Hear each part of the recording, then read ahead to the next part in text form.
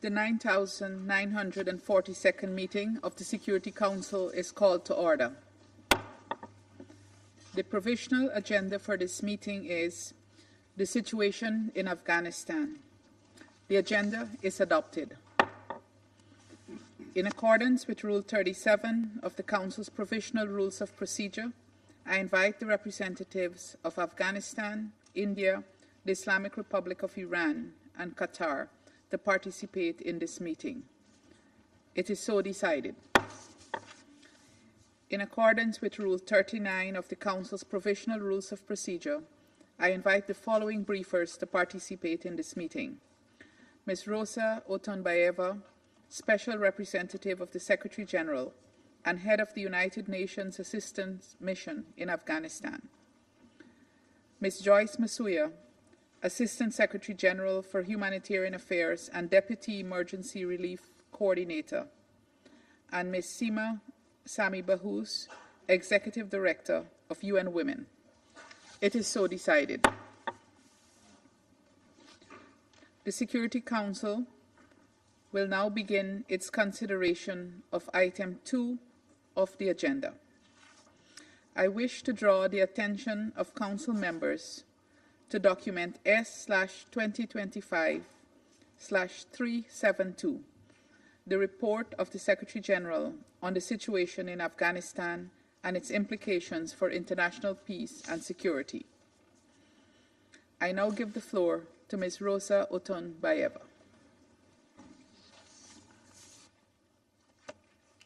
Good morning, Madam President.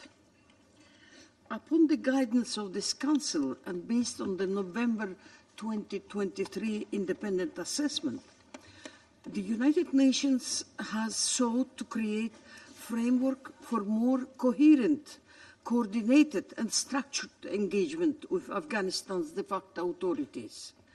The objective is engagement with a clear goal, an end state of an Afghanistan at peace with itself and its neighbors, fully reintegrated into the international community and meeting its international obligations, and without going through another cycle of violence. The comprehensive approach the UN proposed for this new chapter of engagement is for the benefit of the Afghan people. They have suffered 4 decades of war and are now suffering in a different way after nearly 4 years. The comprehensive approach involves working groups and a mosaic of key issues. I stress the approach doesn't seek to normalize the status quo, but rather ensure that multiple key issues of concern, in particular upholding the country's international obligations, remain at the core of engagement efforts. Questions have been raised about the results of engagement so far. Based on our extensive outreach and many interactions with Afghan people across the country, it is their view that both Afghans and the country would be in a far worse place without the presence and assistance of the international community. At the very least, the international presence provides an element of protection and prevention. The Afghan people remain hopeful that their country can be reintegrated into the international system and that outstanding issues can be solved through diplomacy. At the same time, the international community remains extremely concerned that engagement has not improved the unacceptable situation of Afghan women and girls, promoted inclusive governance, or prevented a marked deterioration in human rights. The de facto authorities also conveyed their grievances: frozen assets, sanctions, non-recognition, the need for development assistance, and an end to aid dependency. Through the comprehensive approach, the UN seeks to put these issues into a more structured, multilateral framework for dialogue and potential progress. It seeks to demonstrate to the de facto authorities and to Afghans that there is a pathway to reintegration, to describe in more detail the steps that are necessary for reintegration, to maintain open channels for discussion and possible international cooperation, and through the building of confidence, begin removing obstacles that impede further cooperation. The aim is to provide a framework and process that highlights the potential benefits of global cooperation, paving the way for these challenges to be more effectively addressed.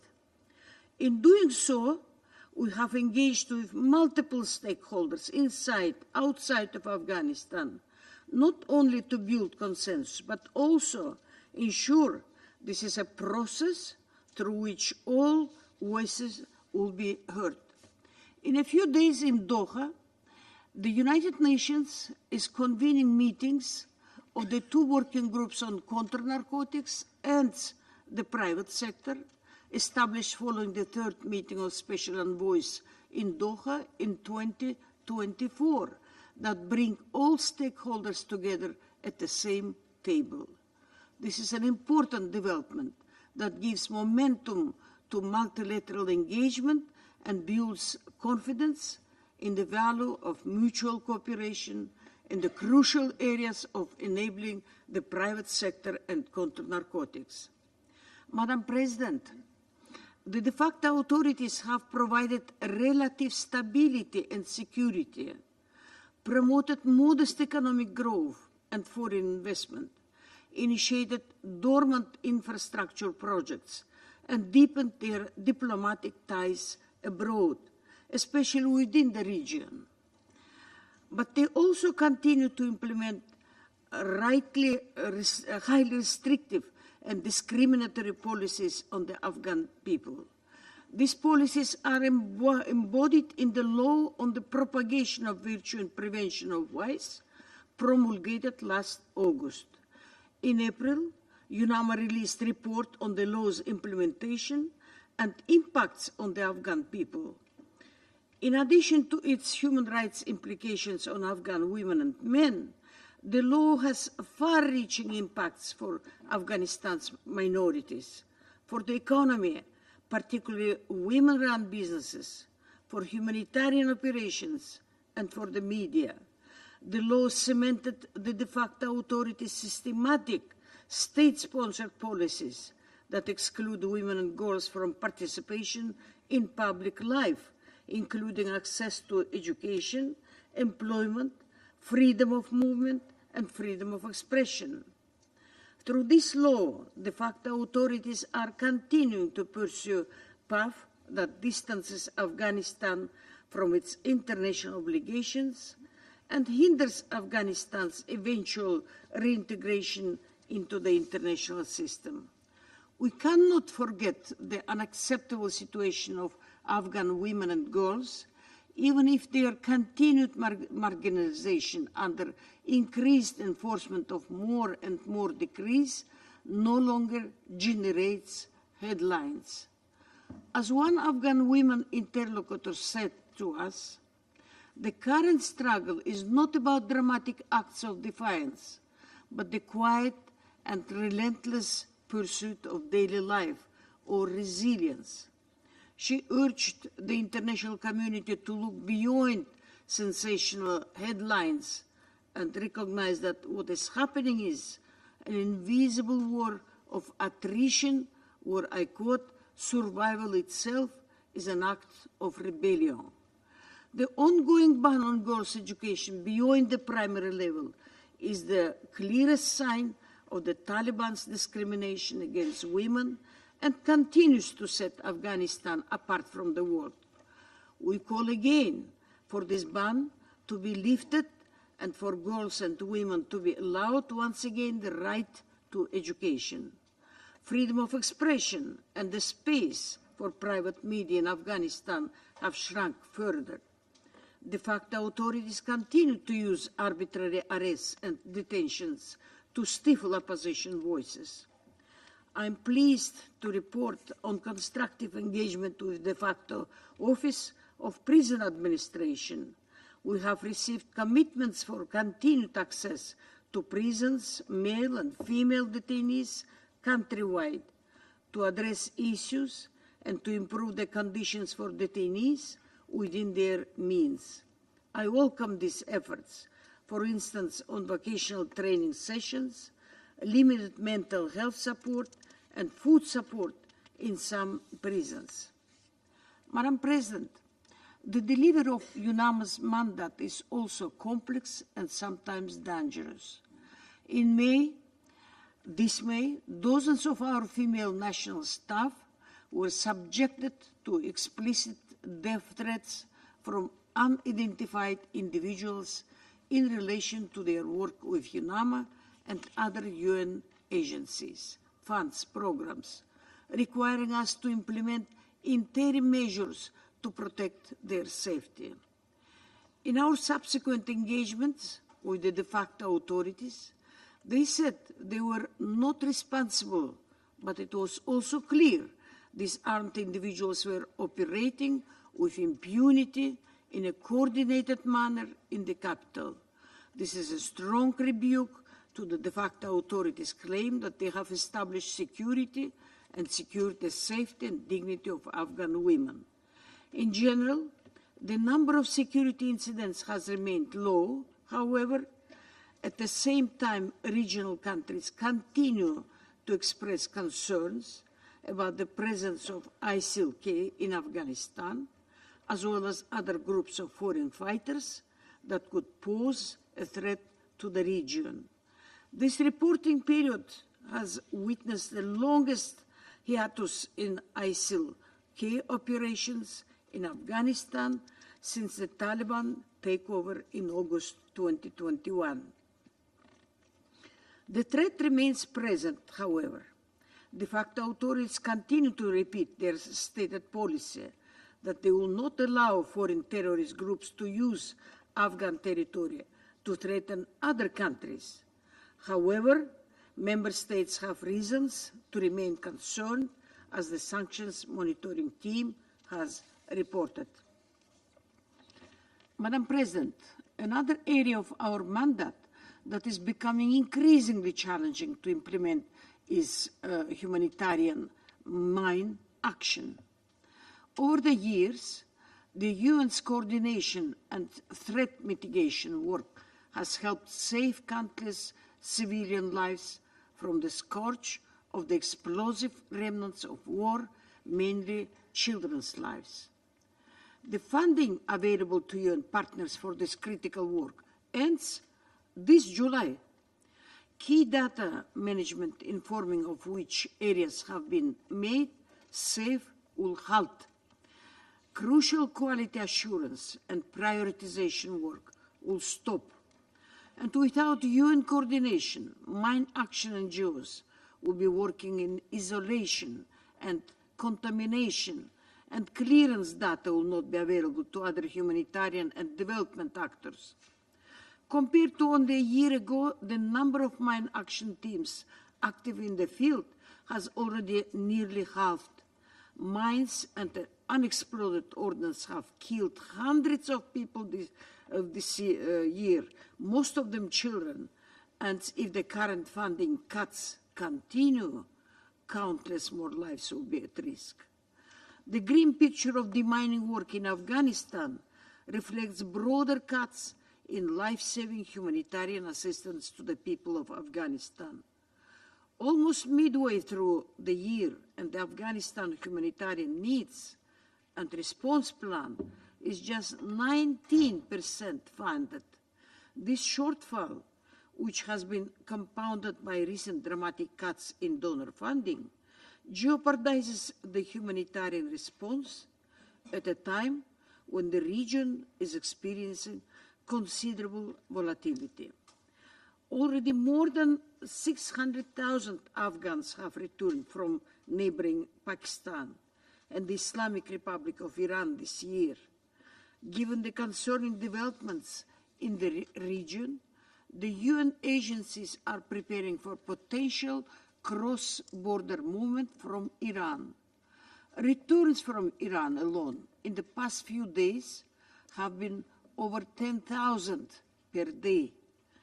Communities and the de facto authorities have made huge efforts to absorb returnees, but without international assistance, there are limits to safe, orderly, and peaceful returns.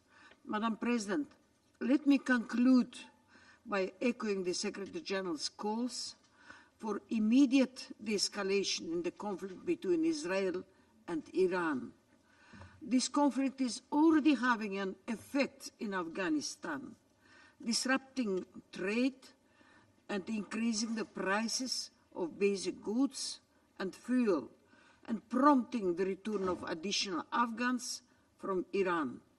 The current challenges are significant enough. They will be made worse with regional instability. Thank you. I thank Ms. Otunbayeva for her briefing. I now give the floor to Ms. Joyce Misuya. Thank you, Madam President. I will build upon the words of my colleague, the Special Representative of the Secretary General for Afghanistan, Rosa Otunbayeva, on the humanitarian situation. The people of Afghanistan face persistent and acute humanitarian needs compounded by decades of conflict, entrenched poverty, an ever harsher climate, severe restrictions on the rights of women and girls, and highly constrained funding environment. Half of the population needs humanitarian assistance, with hunger, protracted displacement, and limited access to essential services. While words often fall short, the numbers speak with clarity. 1 in every 5 Afghans is hungry. 3.5 million children are acutely malnourished. An estimated 3.7 million children are out of school, including 2.2 million girls over the age of 11 banned from education due to restrictions imposed by the de facto authorities. The maternal mortality rate is over 2.5 times the global average. Over 600,000 Afghans have returned this year from Iran and Pakistan, including many women, even as resources and services are struggling to cope. Parts of the country stand on the cusp of drought once again, the fourth time in just 5 years. Kabul risks becoming the first city in modern times to run out of water, as water levels within its aquifers have dropped by up to 30 meters in the past decade due to urbanization and climate change. Almost half of the city's boreholes have dried out. The UN and partners are doing their best to stave off the worst impacts of climate shocks, including with a $16.6 million allocation in April by the Emergency Relief Coordinator from the Central Emergency Response Fund. Funding cuts continue to hinder the humanitarian response. 420 health facilities have been forced shut due to lack of funding, depriving more than 3 million Afghans of life-saving health services. Almost 300 nutrition sites have closed, depriving 80,000 acutely malnourished children, pregnant women, and new mothers of essential treatment. The impacts of cuts were the harsh reality for the women and healthcare workers that the Emergency Relief Coordinator met in Kabul, Kandahar, and Kunduz during his visit in April. Madam President, since the Taliban took power almost 4 years ago in August, Afghan women and girls have borne the worst impacts of the crisis. The UN and its partners have consistently advocated for the participation of Afghan women in the humanitarian response.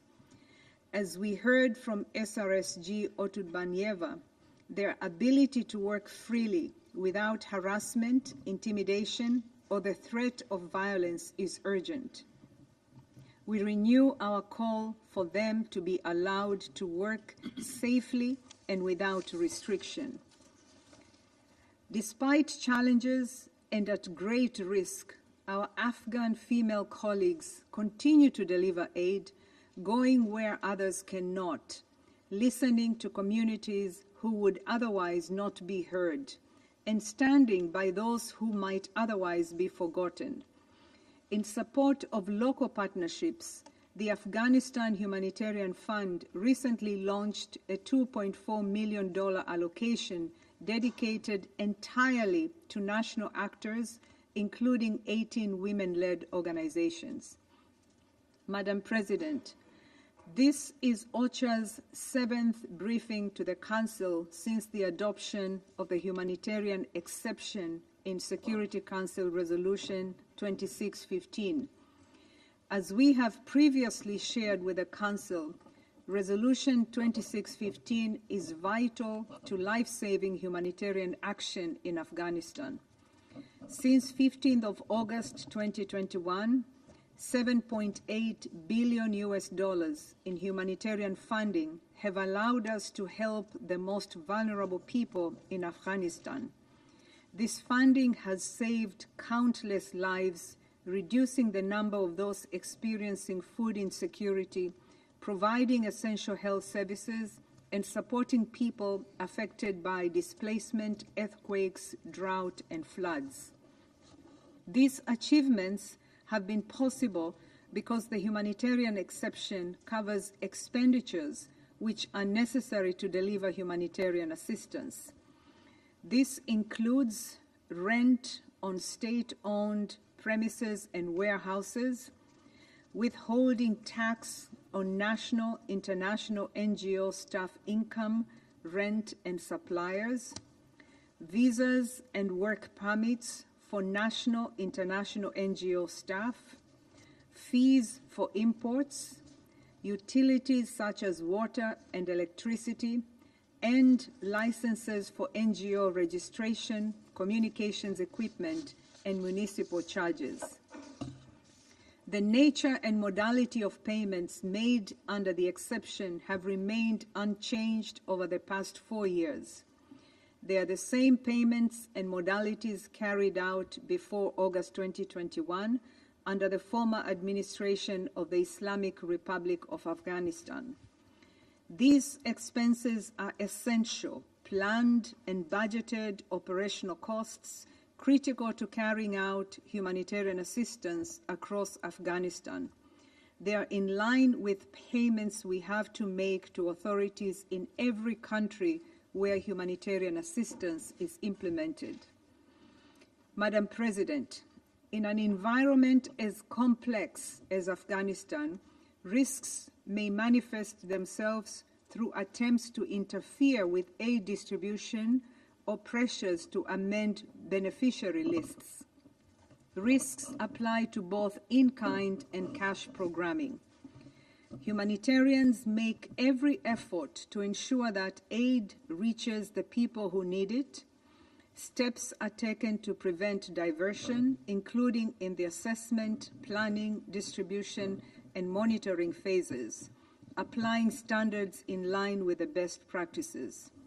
In-kind and cash assistance is allocated based on rigorous needs and vulnerability assessments and governed by clearly defined criteria, with distributions safeguarded by vetted beneficiary lists, ID checks, and biometric authentication, and reinforced by in-person monitoring. This past year, we strengthened our risk management procedures. A risk mitigation matrix is regularly reviewed, and a risk register is updated to identify and address potential aid diversion channels. Monthly post-distribution monitoring exercises assess indicators to detect irregularities in cash assistance, including aid diversion. To minimize risks even further, some humanitarian partners have also digitized the payment process from source to beneficiary. OCHA has delivered training on risks of aid diversion in cash and voucher assistance, reaching staff across more than 50 organizations. Financial service providers engaged by humanitarian partners for aid distribution also undergo rigorous due diligence. Measures include a detailed vetting for all suppliers and partners with annual risk screening and contractual clauses to ensure compliance, including termination clauses when sanction breaches are identified. If aid diversion ever does occur, we take action by ceasing distributions, engaging with entities at central and regional level, establishing compliance criteria for resumption of aid, and ensuring that donors are informed. Madam President, the high levels of needs in Afghanistan outpace the funding available to support people.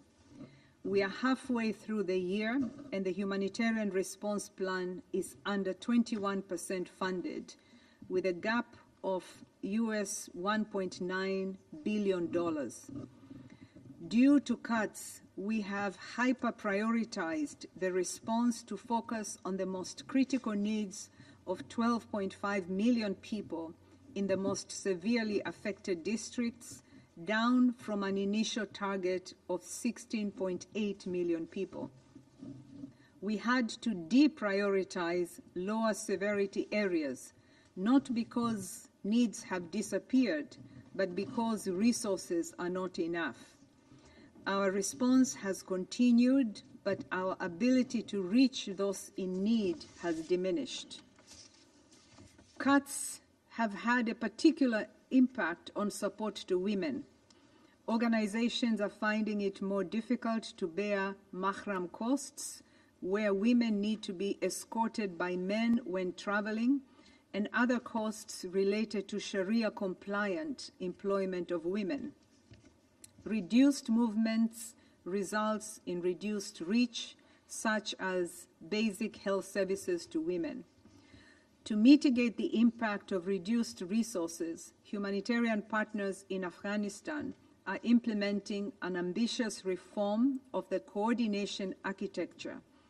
In line with the humanitarian reset, it will further enhance efficiencies, accountability, and impact. For the people of Afghanistan, Madam President, allow me to conclude with 3 asks. First, continue to strengthen the implementation of the humanitarian exception in Security Council Resolution 2615.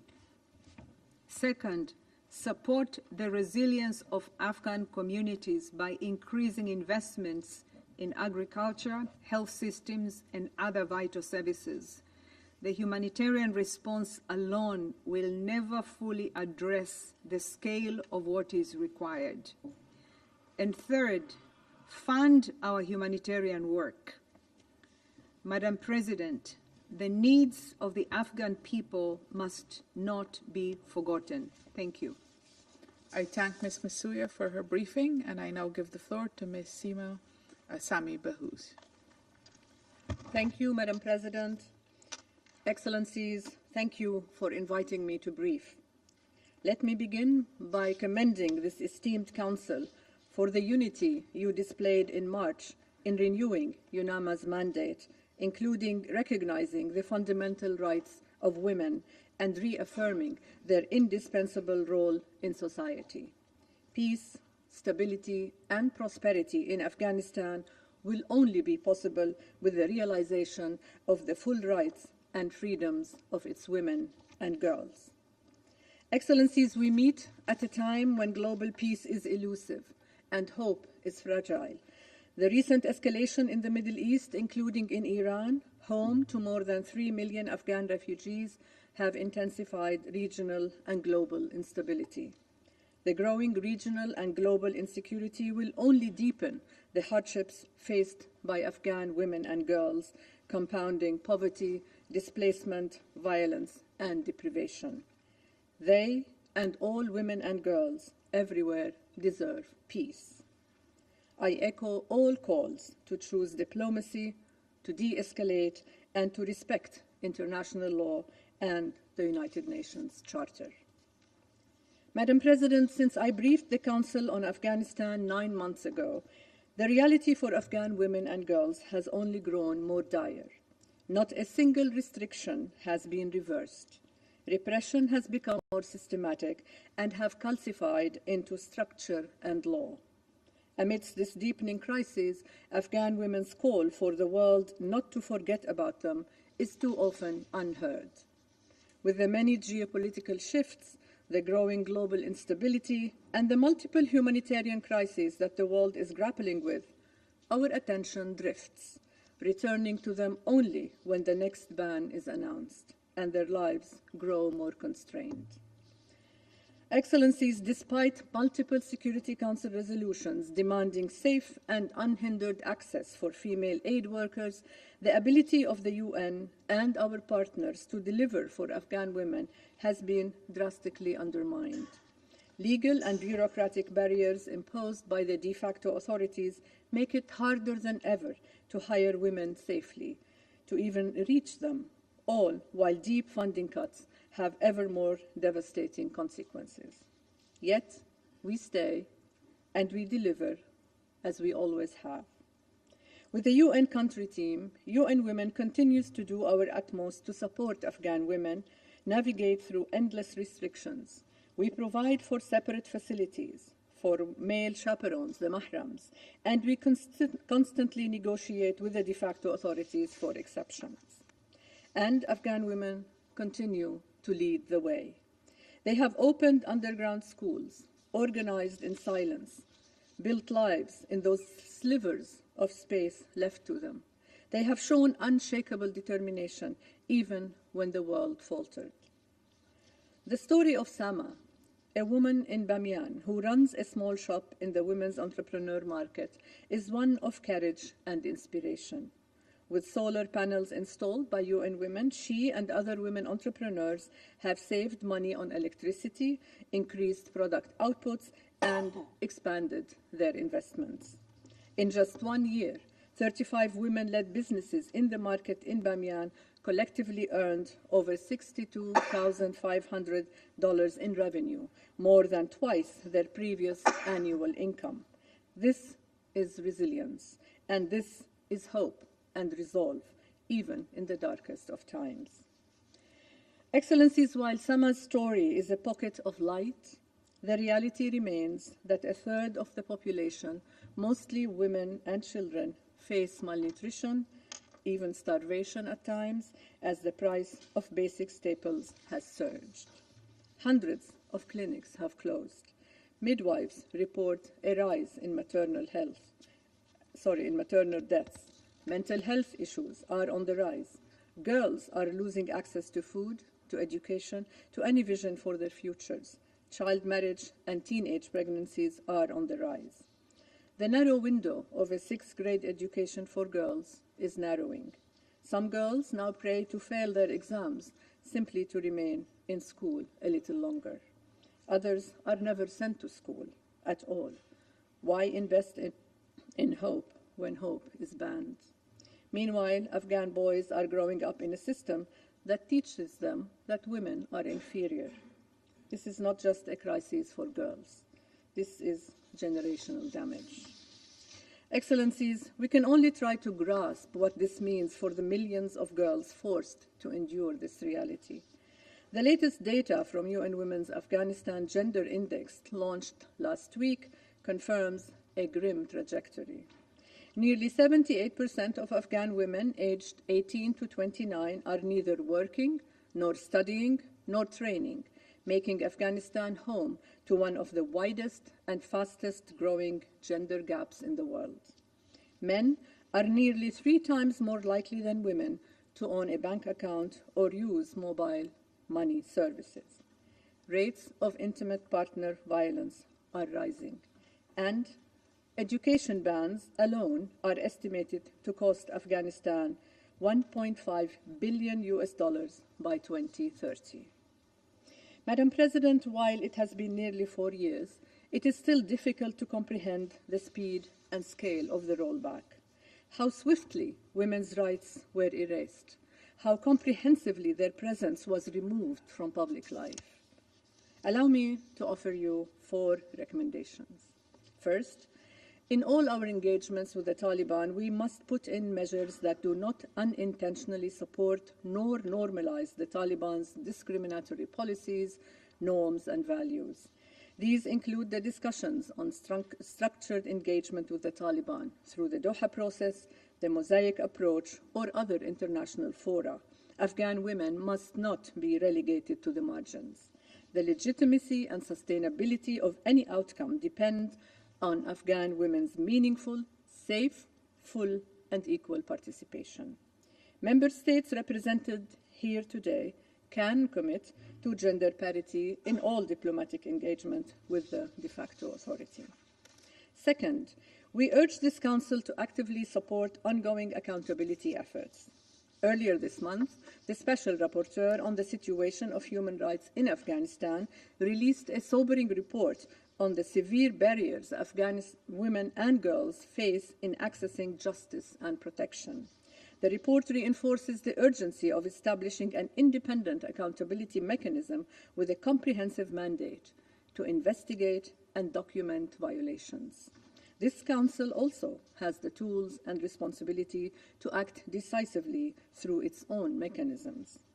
The Security Council Committee, established pursuant to Resolution 1988, could convene a dedicated session focused on violations of women's rights in Afghanistan and consider expanding its listing criteria to include such violations. Third, donors must commit resources. The significant burdens that funding cuts are bringing to the response in Afghanistan require us more than ever to hold a principled line in ensuring Afghan women and girls are protected and empowered. At least 30% of all financial assistance to Afghanistan should directly support women and girls.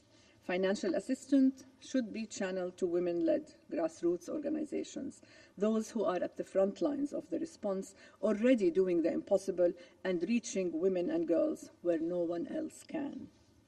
Fourth, investing in digital literacy for Afghan women and girls is crucial. Digital means are often the only way to access education, training, or counseling, and digital literacy and access can support the expansion and growth of Afghan women's businesses. Excellencies, to conclude, Afghan women have not given up, nor can we. We must not look away, and we must not grow used to their situation. The systematic oppression of 20 million people simply because they are women is utterly unacceptable. This Council has repeatedly called for women's full, equal, and meaningful participation, including in decisions concerning Afghanistan. This call can become action through the ways in which the Taliban is engaged, through the measures for accountability this Council puts in place, and through ensuring our commitments are matched by the financial resources required. There is no justification for delay. I urge us all to spare no effort in living up to the promises made to the women and girls of Afghanistan, and I thank you. I thank Ms. Bahous for her briefing. I now give the floor to those council members who wish to make statements. I give the floor to the representative of Slovenia. Thank you, Madam President. I wish to add my thanks to SRSG Otumbayeva, Assistant Secretary Suya, and Executive Director Bahous for their briefings. Madam President, I wish to begin by stressing the importance of UNAMA's work, in particular in the fields of human rights and humanitarian assistance. We appreciate UNAMA's continued engagement with the Afghan and international stakeholders. Its presence in Afghanistan remains essential. We welcome the latest Secretary General's periodic report, as well as UNAMA's special report on the implementation, enforcement, and impact of the so-called law on promotion of virtue and the prevention of vice. 8 months into its enforcement, women, minorities, children, men, youth, and older persons across Afghanistan have been negatively impacted to varying degrees. It has further restricted the rights of women and girls who bear the brunt of its impact. It is the 4th consecutive school year in which women and girls are excluded from education beyond grade 6. This continued exclusion remains deeply concerning.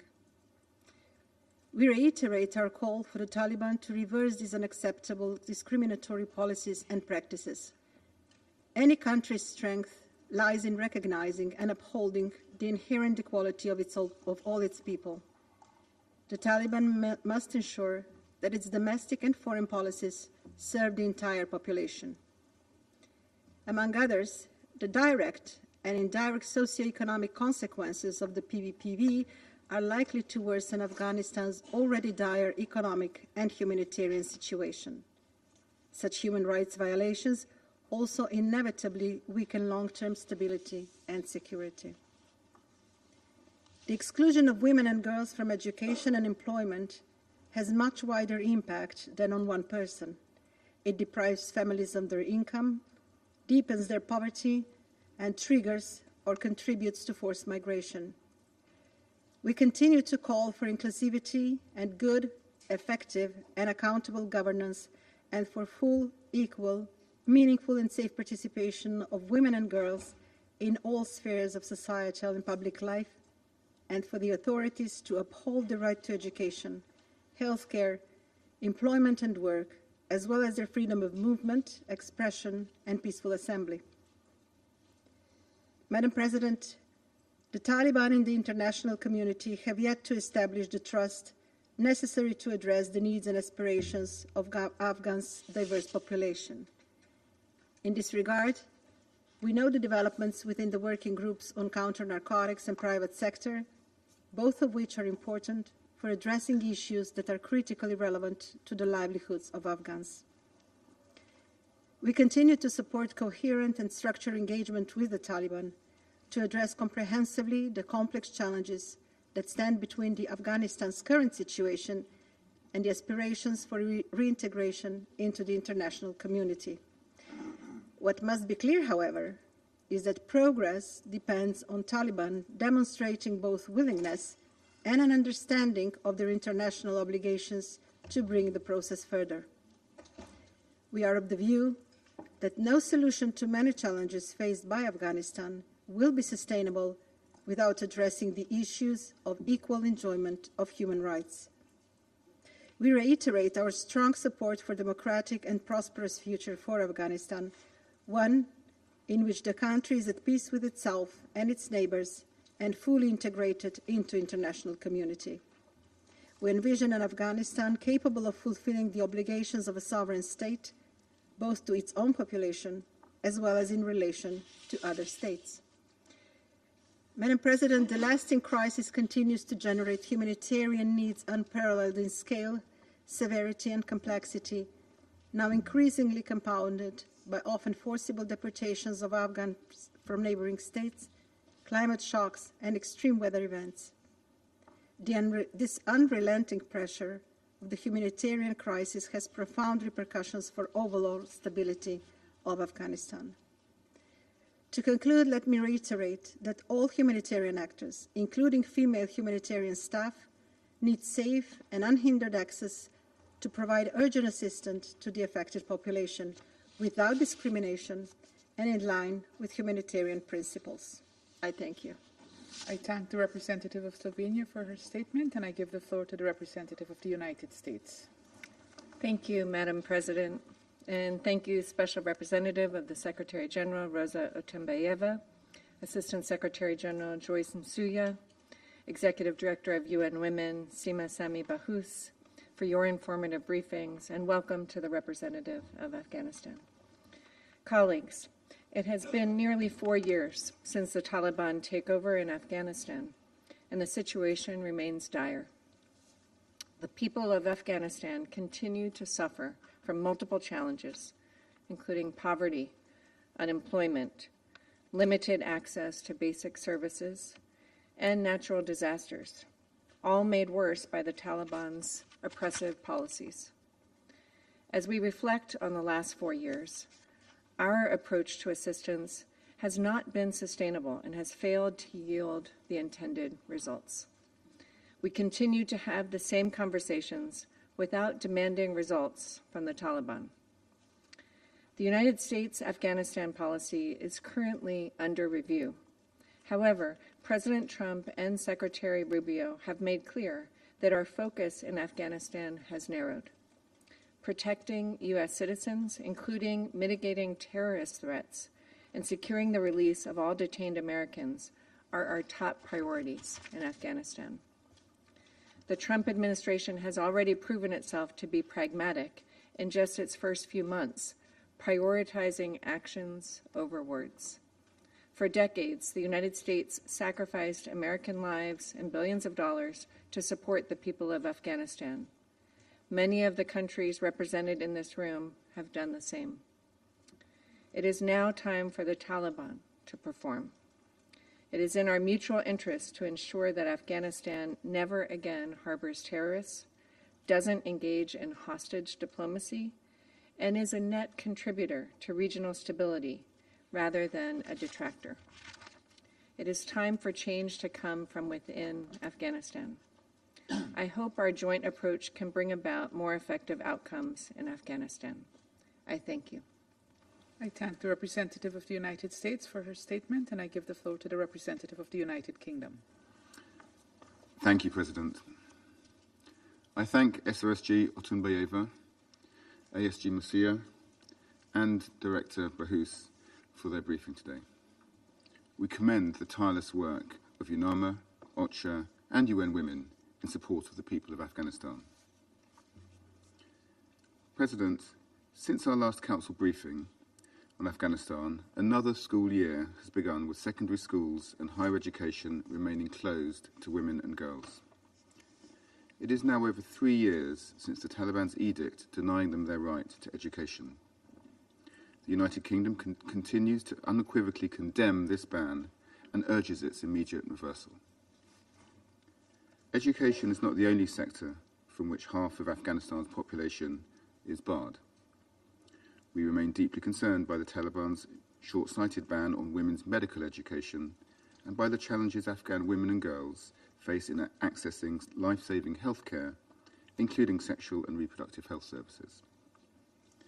As we heard from Ms. Bahous, nearly 8 in 10 young Afghan women are excluded from education, employment and training opportunities. It is unacceptable that the Taliban's restrictive edicts deny Afghan women and girls their rights and fundamental freedoms. The United Kingdom supports calls for greater accountability, including the referral of Afghanistan to the International Court of Justice for violations of CEDAW, the Convention on the Elimination of All Forms of Discrimination against Women. The Taliban must also recognise the negative impact of their draconian policies on Afghanistan's economic growth and long-term prosperity. As Ms. Bahous highlighted, the Taliban's ban on secondary education for girls is estimated to cost $1.5 billion by 2030. During the last financial year, the UK distributed over $230 million in assistance to the Afghan people. Last week, in partnership with the Food and Agriculture Organisation, we announced a new food security initiative responding to climate-related challenges through the delivery of drought-resistant seeds and more nutritious crops, improved irrigation, and training in sustainable farming practices. 500,000 Afghans are set to benefit from this UK-funded programme. The UK has also continued to engage structurally with the UN-led process, including the comprehensive approach. But reliance on humanitarian assistance is not sustainable in the long term. And the UK's continued engagement in a process in which the Taliban are not fully committed or willing to take meaningful steps towards meeting their international obligations is not guaranteed. We therefore urge the Taliban to reverse course and demonstrate their readiness to work towards an Afghanistan at peace with itself, its neighbours and the international community. Thank you. I thank the representative of the United Kingdom for his statement, and I give the floor now to the representative of Denmark. Thank you, Madam President. And I also thank Special Representative Otunbayeva, Assistant Secretary General Masuya, and UN Women Executive Director Bahous for their briefings. Allow me to focus on 3 areas. First, the Taliban's repressive policies continue to undermine and deny people of Afghanistan their basic human rights. Policies that affect every aspect of human life, from playing chess to singing. Nothing seems too small for the Taliban regime to control. And this is, of course, particularly true for women and girls. Restrictive laws, such as the Virtue and Vice law, seek not only to constrain, but to erase women and girls from Afghan society, gravely impacting their fundamental freedoms and society as a whole. As we've heard this morning, the ban on access to secondary and higher education has entered its 4th year, meaning that 4 full grades of girls have had interrupted something that we all in this chamber and countries around the world take for granted, going to school and learning even after the age of 12. This is generational damage, as Executive Director Bahous stated. Denmark resolutely condemns these restrictive policies. They serve only to institutionalize an extreme system of sexual and gender-based discrimination and persecution. The Taliban-controlled judicial system not only restricts Afghans' access to justice and protection, but further cements a system of discrimination and oppression. We call on the Taliban to immediately rescind all discriminatory policies and uphold Afghanistan's obligations under international law, including CEDAW and Security Council resolutions. Second, Madam President, as SRSG Masuya has made painfully clear this morning, these policies are taking place against the backdrop of a deepening humanitarian crisis. Even after the UN's hyper-prioritization exercise, 12.5 million people still require urgent assistance, with nearly 15 million at emergency levels of food insecurity and malnutrition. Yet, despite those mounting needs, cuts in funding are forcing aid agencies to scale back programs. From food assistance to healthcare and protection services for women and children, it is the most vulnerable who continue to suffer first and most. We call on the international community to scale up funding for the Humanitarian Response Plan, which, as we heard, remains drastically underfunded. For those organizations working to help the Afghan people, the Taliban's diversion of vital aid further hinders the work, putting more lives at risk. 300 humanitarian access-related incidents from January to April alone is simply unacceptable.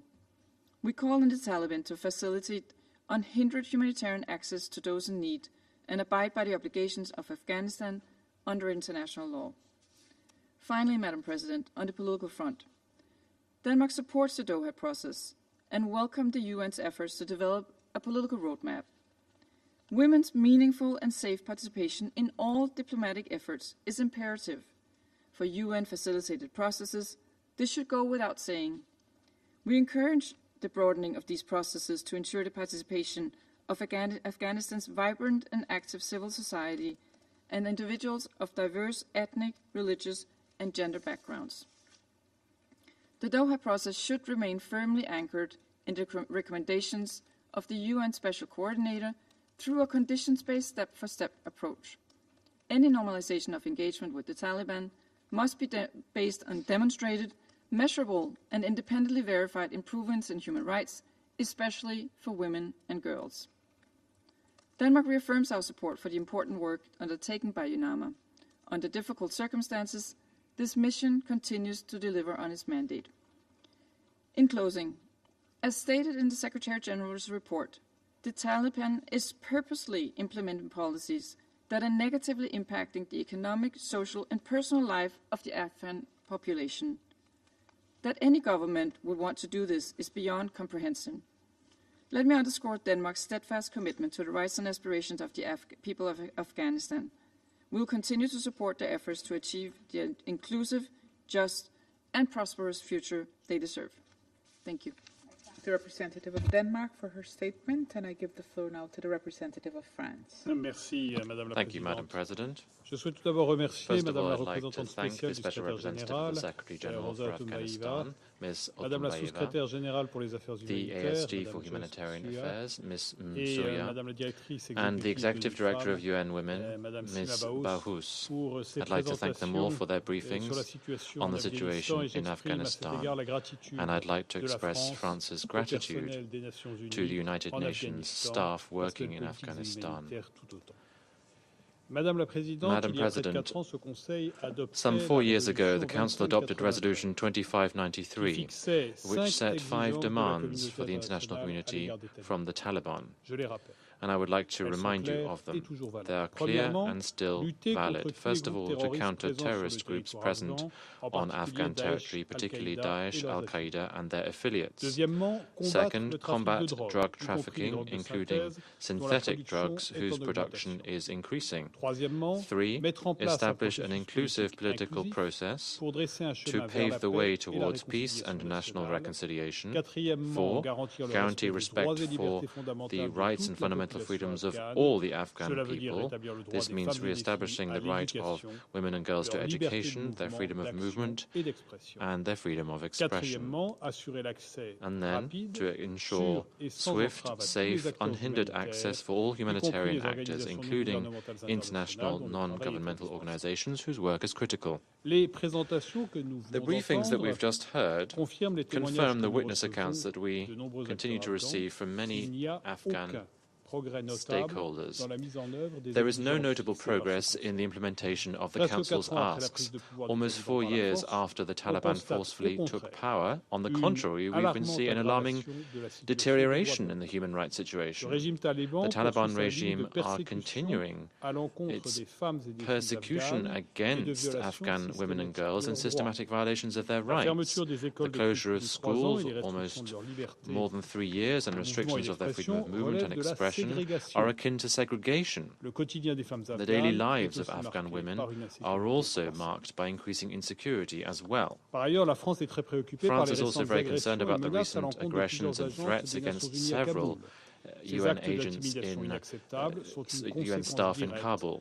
de la politique de These ségrégation acts of mise en œuvre par les intimidation are talibans. unacceptable and a Toute la direct consequence of the lumière doit segregation être faite policy sur ces implemented by the attaques Taliban. contre les personnels onusiens. All light must be shed on these attacks on UN staff. D'autre part, les groupes terroristes, notamment Daesh au Khorasan et Terrorist Al-Qaïda, groups, including Daesh continuent à and opérer depuis Al-Qaïda, l'Afghanistan. continue to Les operate rapports de throughout l'équipe de Afghanistan. surveillance du comité The 1267 report of relève the l'inefficacité monitoring committee de la politique show des talibans pour how enrayer cette ineffective menace. the La France appelle policy les has talibans been à to counter this cesser threat, and de we tolérer call la on the présence de ces Taliban groupes. to C'est la cease même any exigence tolerance à of l'égard this de tout presence. gouvernement.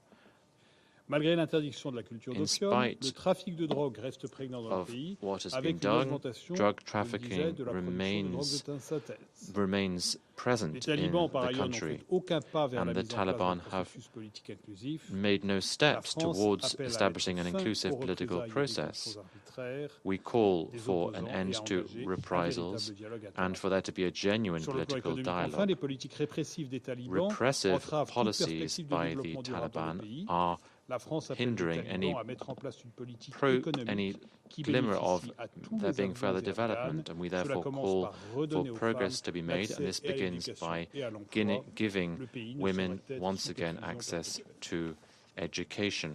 L'oppression de la population afghane par le The régime Taliban taliban ne regime's peut être oppression ignorée par of ce- the Afghan ignorée par people ce cannot Conseil. be ignored Cette by this politique a un Council. impact This déstabilisateur sur la policy has a région, destabilizing affectée par le impact on the trafic de region, drogue, affected des by mouvements drug migratoires trafficking, massifs et widespread l'activité des groupes immigration, terroristes. and Par terrorist groups' conséquent, Madame la Présidente, activities ce in Conseil doit Afghanistan. continuer à traiter de la situation en Consequently, Madam Afghanistan. President, the Council Le must dialogue engagé par continue la communauté to keep an eye on the internationale situation in avec les talibans Afghanistan. n'a The pas dialogue porté ses engaged by fruits the pour international l'heure. community with the La Taliban stratégie has des not petits yielded pas fruits initiée lors for de la troisième now. réunion de Doha il y a The un an, small step strategy malheureusement, begun ne after se the révèle Doha pas à la meeting, hauteur de l'enjeu. unfortunately, is not cutting the La mustard France thus far. accepte le dialogue France politique, accepts mais il political doit être dialogue, ouvert à but toutes it les must be parties et open to traiter all de tous les parties, enjeux, and it must deal pas with all uniquement ceux issues, dans lesquels not les just talibans the trouvent issues leur that the intérêt. Taliban think are in their Ce Conseil interests. doit adopter un The cadre Council cohérent et must structuré adopt a pour assurer consistent, la paix et la structured stabilité framework to régionale, ensure garantir les peace droits and des regional Afghanes et stability, des to Afghans uphold et favoriser un Afghans' avenir sûr et rights, durable and pour to l'Afghanistan. ensure a safe, La France lasting renouvelle future for son soutien Afghanistan. à la MANUA France reiterates et its aux support agences to onusiennes UNAMA sur le and terrain. UN agencies working on the Elle ground. appelle à la We nomination call for d'un the envoyé appointment of a spécial, special comme envoy, notre résolution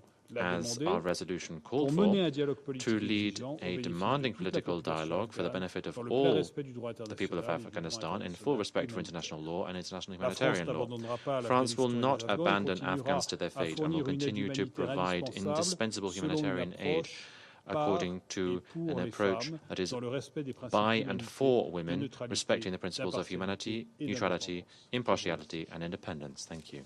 I thank the representative of France for his statement, and I give the floor now to the representative of the Republic of Korea. Thank you, Madam President. I'd like to extend my gratitude to SRSG Otunbayeva for her comprehensive briefing.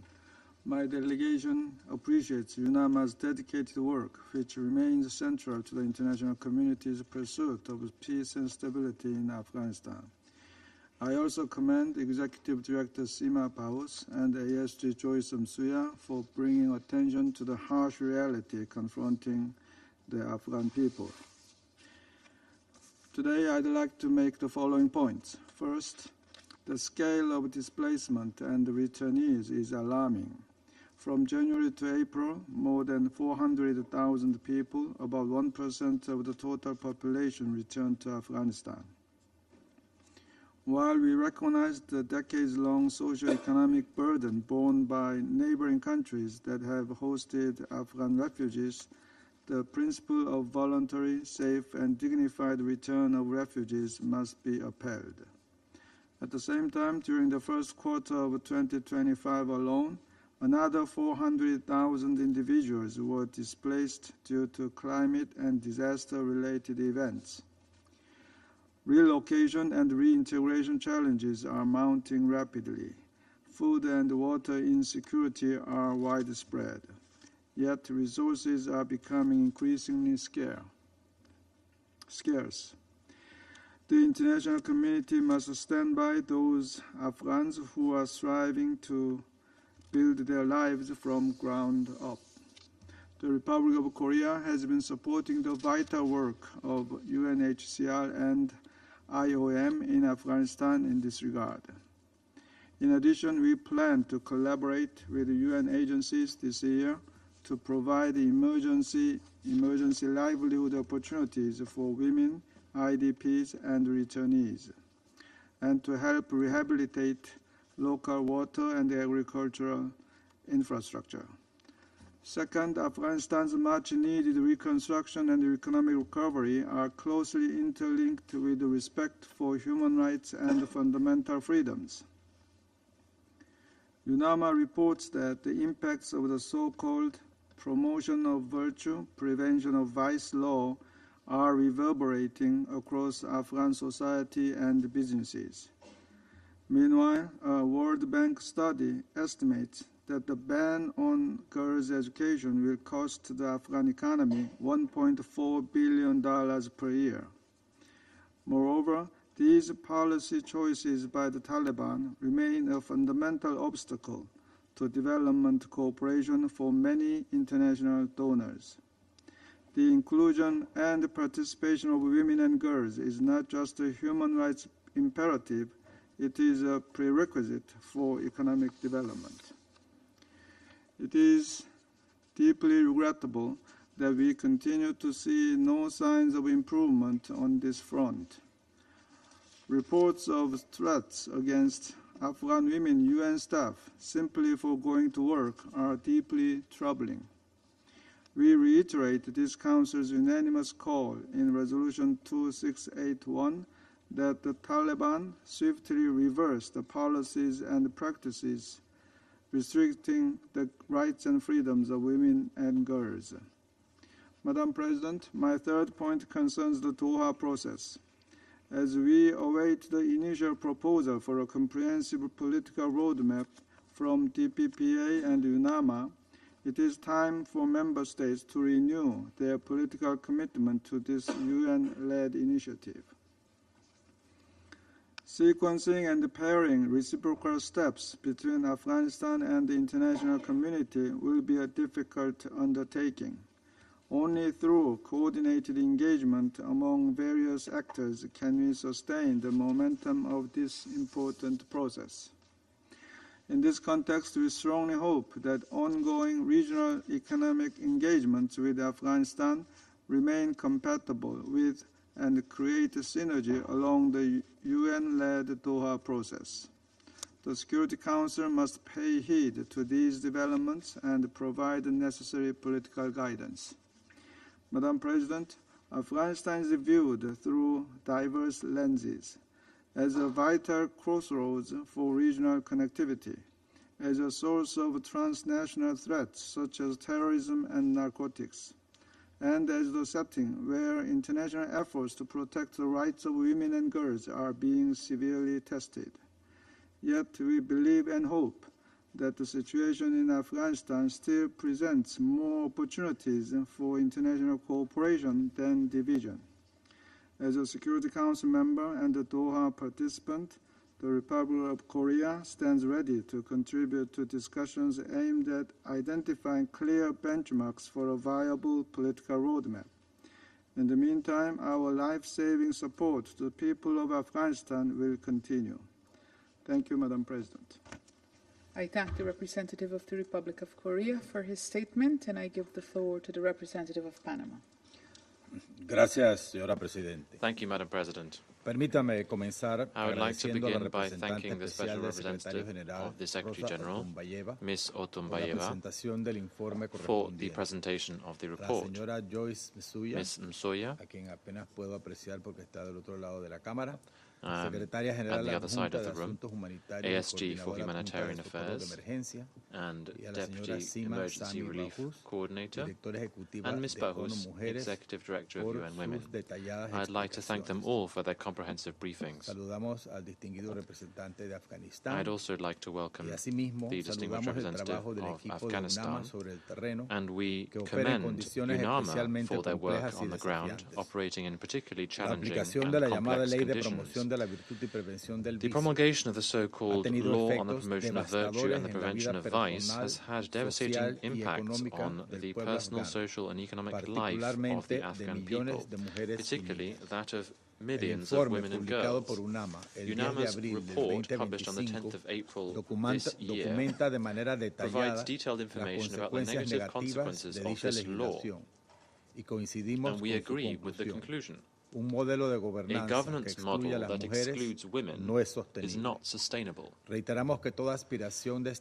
aspiration for internal stability must be built on respect for fundamental rights and the equal participation of all sectors of society. We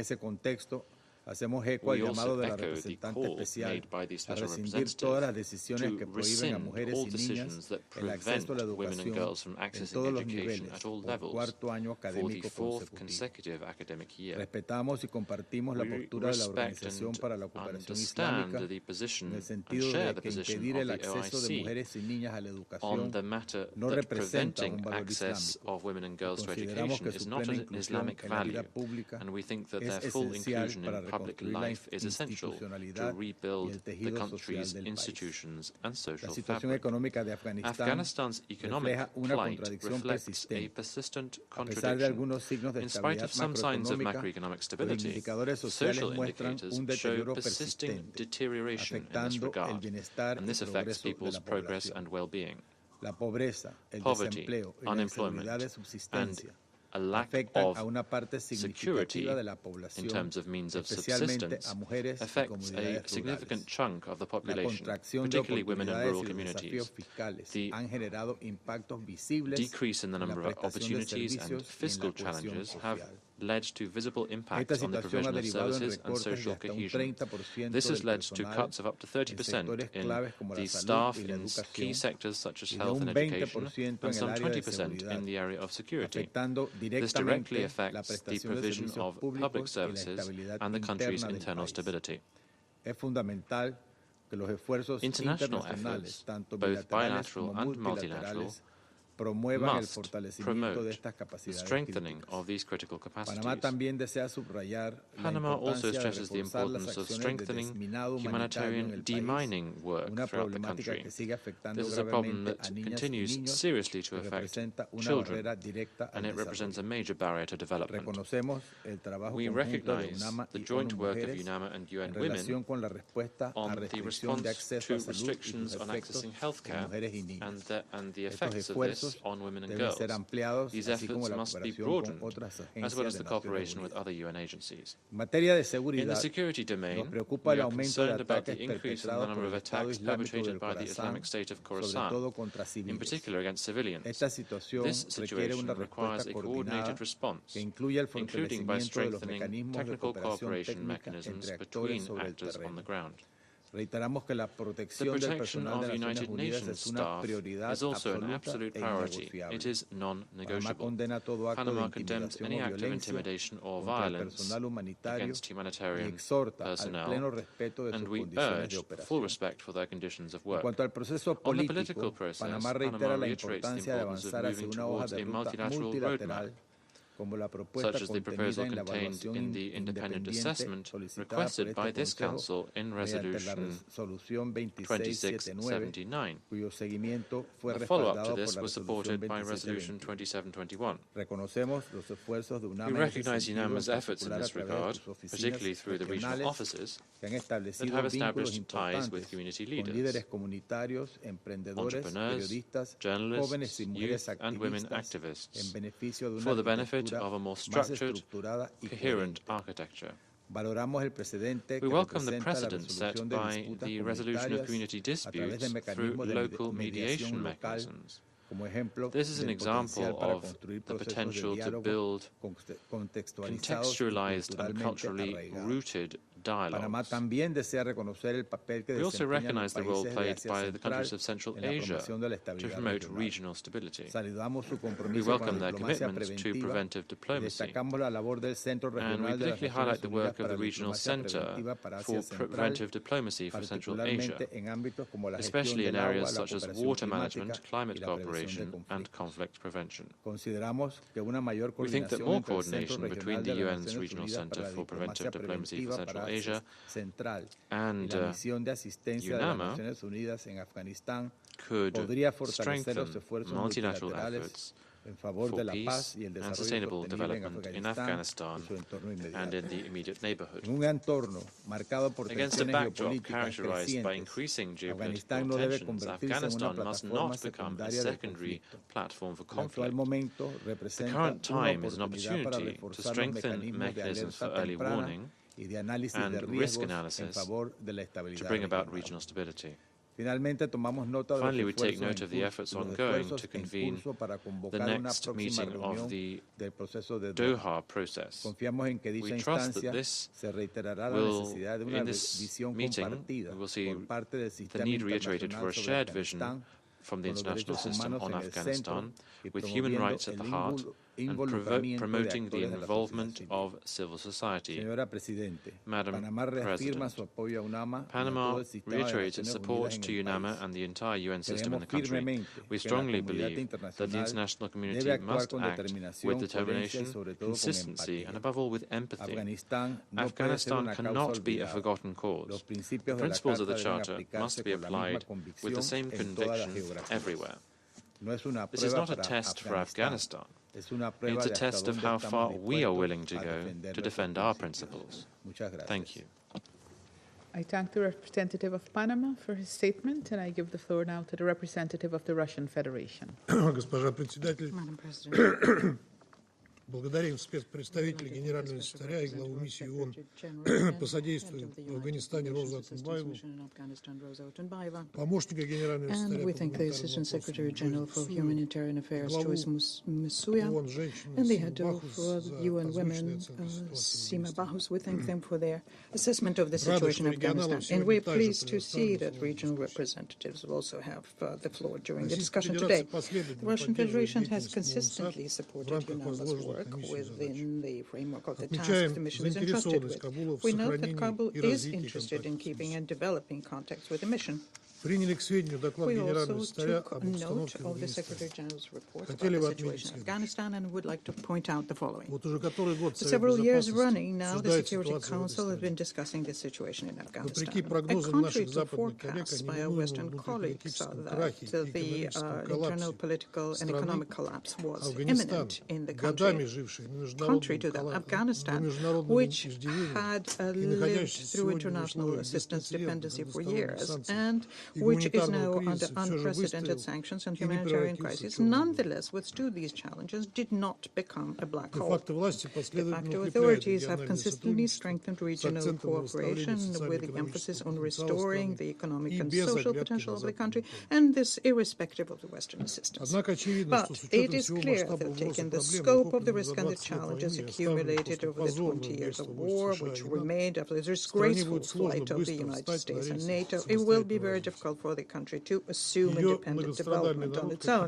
Its long-suffering people, more than ever now, needs our sustained and non-politicized assistance.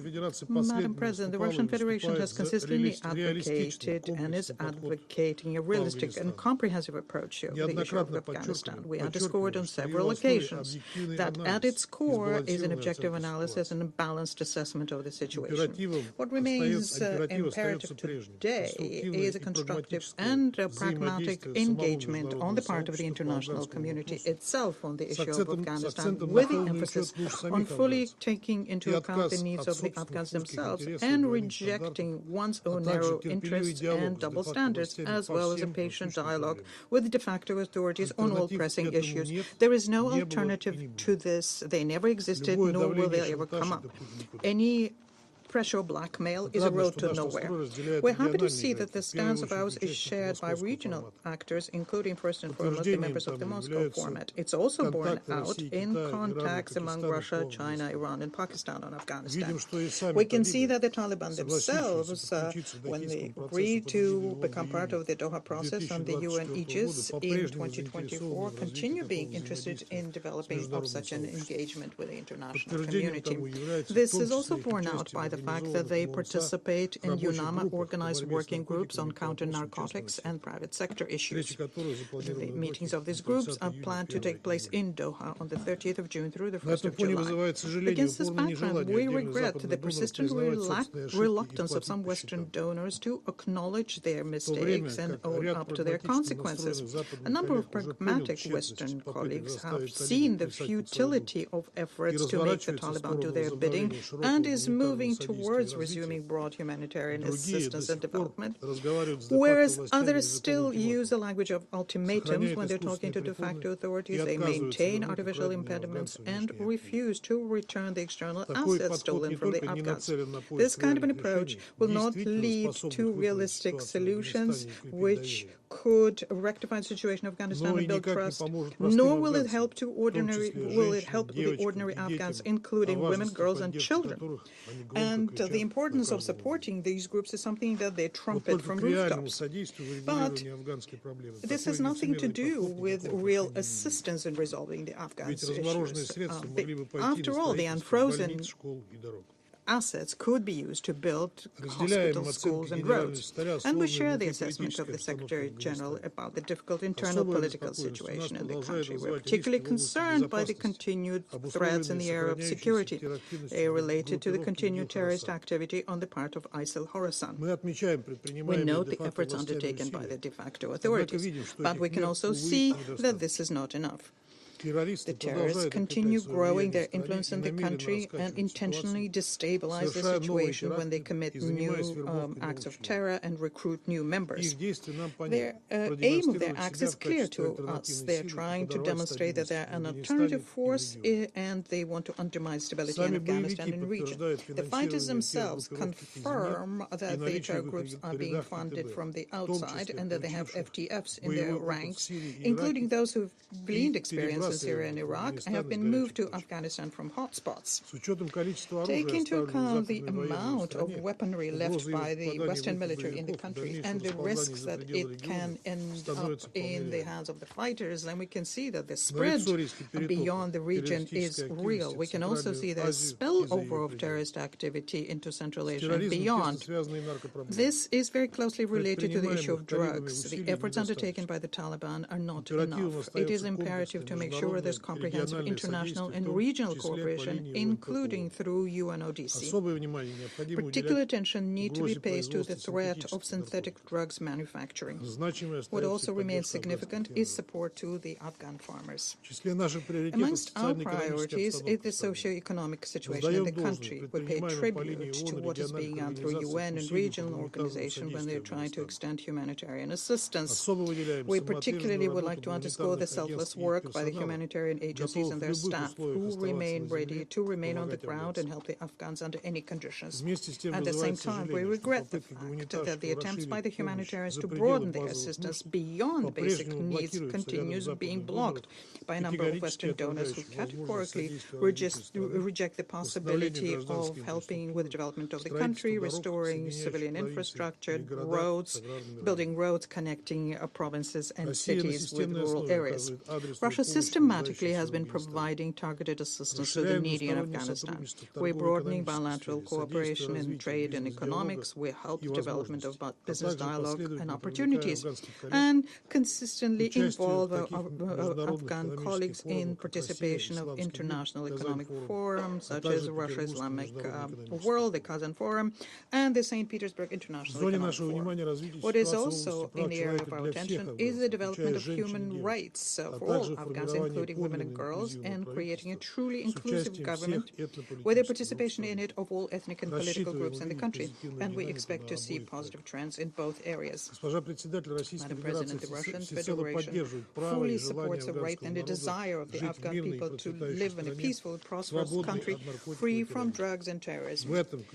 This is the key to order and stability in the region. But building such a lasting and sustainable peace is impossible without patient engagement with the de facto authorities. It is also important that at international forums we have contact with the Afghans who bear true responsibility for developments of their country. We need to get out of the current impasse and move towards the international reintegration of Afghanistan. I thank you. I thank the representative of the Russian Federation for his statement, and I give the floor to the representative of Pakistan. Thank you, Madam President. We would like to commend you and your delegation for your able stewardship of the Council this month. We take note of the Secretary General's latest report and thank the SRSG and head of UNAMA, Madame Rosa Otunbayeva, for her comprehensive briefing. We appreciate UNAMA's efforts under your leadership, Madame, to promote normalization in Afghanistan under extremely challenging circumstances. We also thank ASG Joyce Masuya and Executive Director Seema Bahous for their valuable complimentary briefings. Madam President, nearly 4 years since the assumption of the power by the de facto authorities, the situation in Afghanistan remains precarious. Amidst growing global distractions and corresponding reduced attention, the plight of the Afghan people has worsened, marked by crippling sanctions, a dysfunctional banking system, dwindling humanitarian aid, terrorism, narcotics, and persistent human rights concerns. While some of these challenges are a legacy of Afghanistan's violent past, and others stem from its internal ideological and political dynamics, the truth remains that the international efforts towards normalization have fallen short of what was needed. The 2025 Humanitarian Needs and Response Plan remains critically underfunded, with only 15.7% of the required $2.42 billion secured so far. The international community must fully and unconditionally fund this plan for the sake of the Afghan people's well-being. Pakistan supports efforts to stabilize Afghanistan's economy, revive its banking system, and explore mechanisms for unfreezing Afghan financial assets. Despite our own constraints, Pakistan remains committed to pragmatic engagement in expanding trade and pursuing key regional connectivity initiatives such as the TAPI, Kaza 1000, and the Uzbekistan-Afghanistan-Pakistan Railway. As noted in the Secretary General's report, Pakistan is Afghanistan's top export destination and a major source of imports. We have had sustained high-level engagement with the de facto authorities throughout the year. Deputy Prime Minister and Foreign Minister Senator Muhammad Ishaq Dar visited Kabul on 19th of April. And in May, we had a successful trilateral dialogue with Afghanistan and China at the foreign ministers' level in Beijing to advance mutually beneficial cooperation between our three countries. And just yesterday, our Deputy Prime Minister and Foreign Minister met with the acting Afghan Foreign Minister on the sidelines of the OIC conference in Istanbul. We also support the various regional forums such as the Moscow format and foreign ministers meeting of Afghanistan's neighboring countries. Madam President, we welcome UN efforts, including the Doha process aimed at structured engagement with the de facto authorities. Pakistan was among the first to call for sustained engagement and has proposed a broad roadmap for normalization. A comprehensive and inclusive framework is now urgently needed, one that also addresses regional concerns as identified in the independent assessment report. We hope to get a detailed plan of action for the mosaic approach that has been proposed by the UN. Any such plan must pay equal attention to all the issues in a balanced manner. Afghanistan's internal challenges continue to spill over into the region. Pakistan has hosted millions of Afghans for decades. Since August 2021, an additional 1 million undocumented individuals have crossed into Pakistan, creating, among other issues, law and order concerns. The international community must share this burden more equitably. We are also concerned about the potential destabilizing impact of the situation in Iran following unprovoked Israeli attacks. A refugee exodus into neighboring countries, including Afghanistan and Pakistan, could pose significant new challenges. This might imperil the already fragile situation in Afghanistan. And President, terrorism emanating from Afghanistan remains a serious threat to its neighbors, particularly Pakistan. As the Secretary General's report notes, ISIL-K continues to target the de facto authorities. Meanwhile, other terrorist entities, including Al-Qaeda, the TTP, and the Baloch militant groups, continue to operate from ungoverned spaces in Afghanistan. Afghanistan must not become a safe haven for terrorism against any country. The TTP, with around 6,000 fighters, is the largest UN-designated terrorist group operating from Afghan soil. With safe havens close to our border, it directly threatens our national security. As part of our defensive measures, Pakistan has confiscated a significant cache of modern weapons originally left behind by international forces in Afghanistan. On 27th April, 54 TTP terrorists attempting to infiltrate Pakistan were neutralized by our security forces. This incident underscores the scale and seriousness of the threat. We also have credible evidence of collaboration between the TTP and other groups, such as the BLA and Majid Brigade, aimed at disrupting strategic infrastructure and economic development projects in Pakistan. Madam President, we recognize that the de facto authorities must fulfill their international obligations. We are particularly concerned about the continued restrictions on women and girls, which are inconsistent with both international norms and Islamic traditions. At the International Conference on Girls' Education in Muslim Communities, held under the auspices of the Muslim World League in January, the Islamabad Declaration reaffirmed the consensus that education for girls was a fundamental human right rooted in Islamic values. Pakistan continues to support educational opportunities for Afghan youth. The third phase of our Allama Iqbal Scholarship Program is currently underway, benefiting 4,500 Afghan students, one-third of whom are women. Madam President, Pakistan desires a stable, peaceful, and prosperous Afghanistan. We remain ready to support international engagement with the de facto authorities. Such engagement must be based on clear objectives, reciprocal steps, and a realistic roadmap sensitive to Afghanistan's unique social and political fabric after more than 4 decades of conflict. As two immediate neighbors bound by history, geography, ethnicity, language, faith, and culture, our destinies are deeply intertwined. Dialogue and diplomacy are the only viable pathways to peace and progress. Pakistan stands committed to playing a constructive and proactive role in helping Afghanistan achieve lasting peace and stability. I thank you. I thank the representative of Pakistan for his statement, and I give the floor to the representative of Greece. Thank you, Madam President. I would like to thank Special Representative Ms. Sontouvagieva, ASG Ms. Missouya, Executive Director Ms. Bahous for the insightful briefings.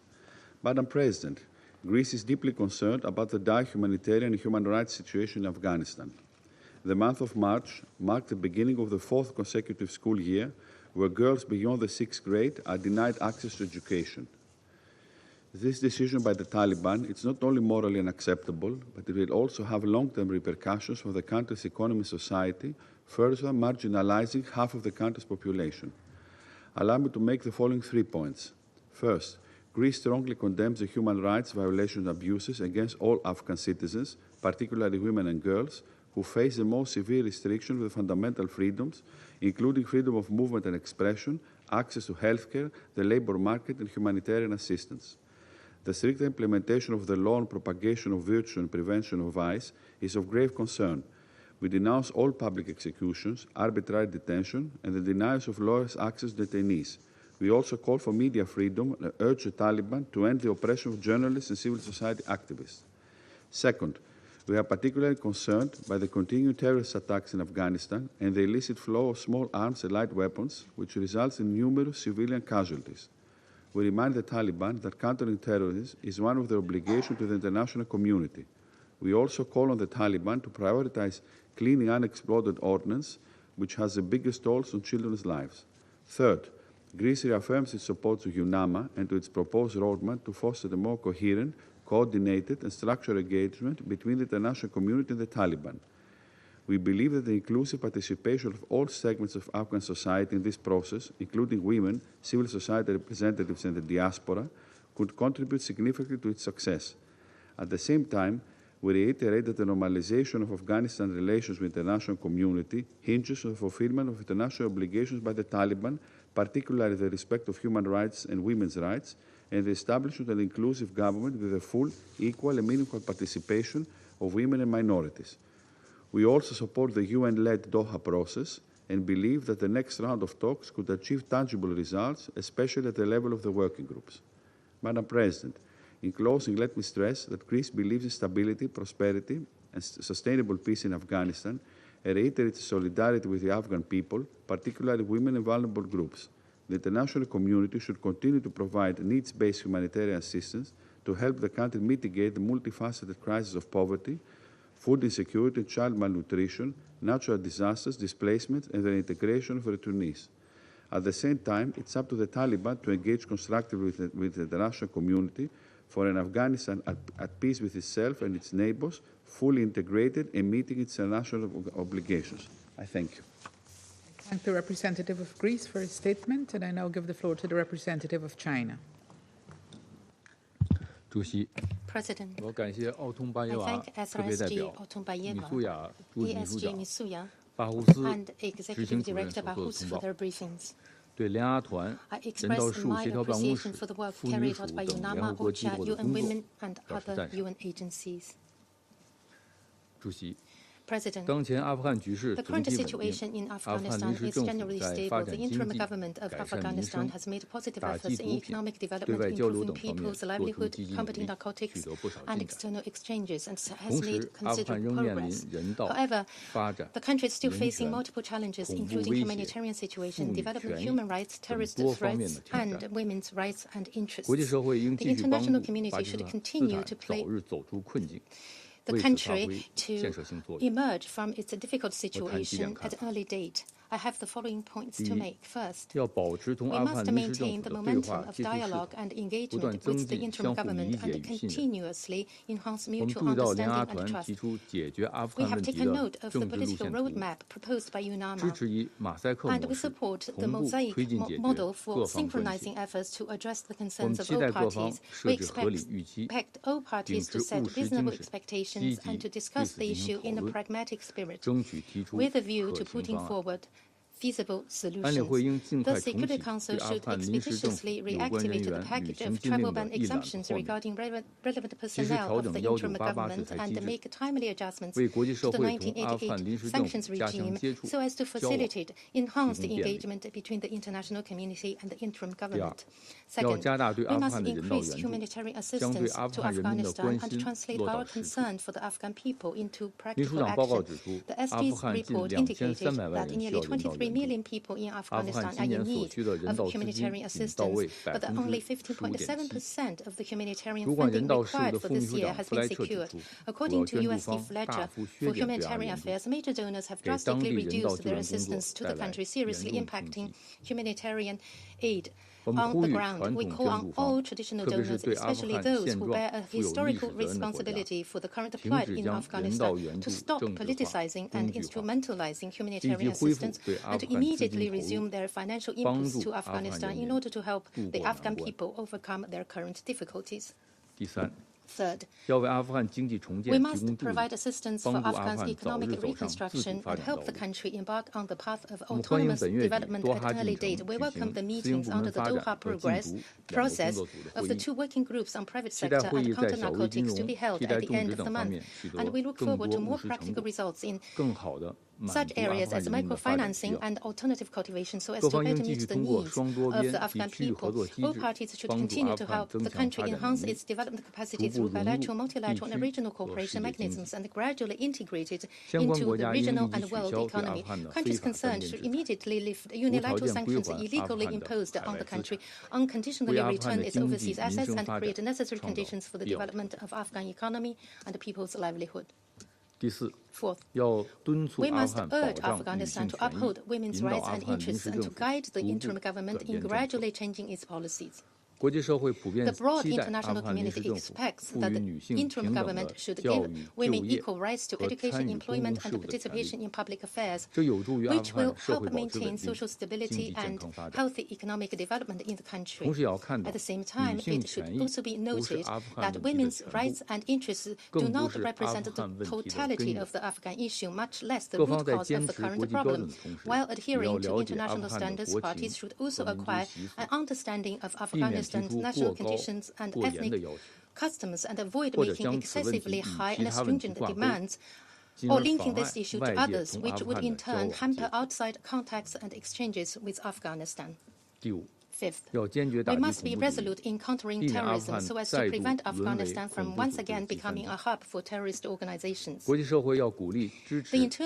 international community should encourage and support the interim government to take more vigorous action against all terrorist forces, including ISIS, Al-Qaeda, ETIM, and TTP, and at the same time help Afghanistan develop its economy, improve people's livelihood, and safeguard human rights so as to eliminate the breeding ground for terrorism. On counter-terrorism, we must oppose linking terrorism with specific countries or religions, reject double standards, selective approaches, and the manipulation of counter-terrorism in the pursuit of geostrategic objectives, and bear firmly in mind the big picture of international counter-terrorism cooperation.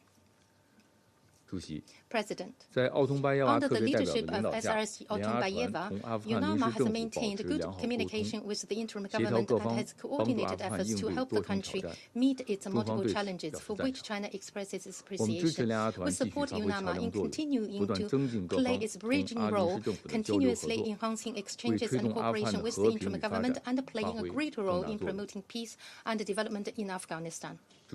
President, in May this year, foreign ministers of China, Afghanistan, and Pakistan held an informal meeting in Beijing, jointly sending out a strong signal on enhancing political mutual trust, upholding good neighborliness and friendship, deepening practical cooperation, combating terrorism, and maintaining regional peace and stability. China welcomes the recent announcement of the government of Pakistan and the interim government of Afghanistan to upgrade their relationship to the ambassadorial level, which is an important step in the implementation of the outcome of the tripartite informal meeting. The recently held second China Central Asia Summit also proposed joining hands to help the Afghan people maintain peace and stability and promote development prosperity. We are ready to continue to make greater efforts and play a greater role in promoting the realization of long-term peace and stability in the country and its early integration into the international community. Thank you, President. I thank the representative of China for his statement. I shall now make a statement in my capacity as the representative of Guyana. I have the honor to deliver this statement on behalf of the A3+, namely Algeria, Sierra Leone, Somalia, and my own country, Guyana. We thank the Special Representative of the Secretary General and Head of UNAMA, Mrs. Rosa Otunbayeva, ASG Joyce Masuya of OCHA, and Executive Director of UN Women, Sima Bahous, for their briefings. The A3+ reiterates its firm commitment to the sovereignty, independence, territorial integrity, and national unity of Afghanistan, and reaffirm our unwavering solidarity with the Afghan people. Colleagues, the people of Afghanistan continue to face multifaceted challenges, including widespread poverty and unemployment, persistent security threats, a dire humanitarian crisis, and continued restrictions on women and girls.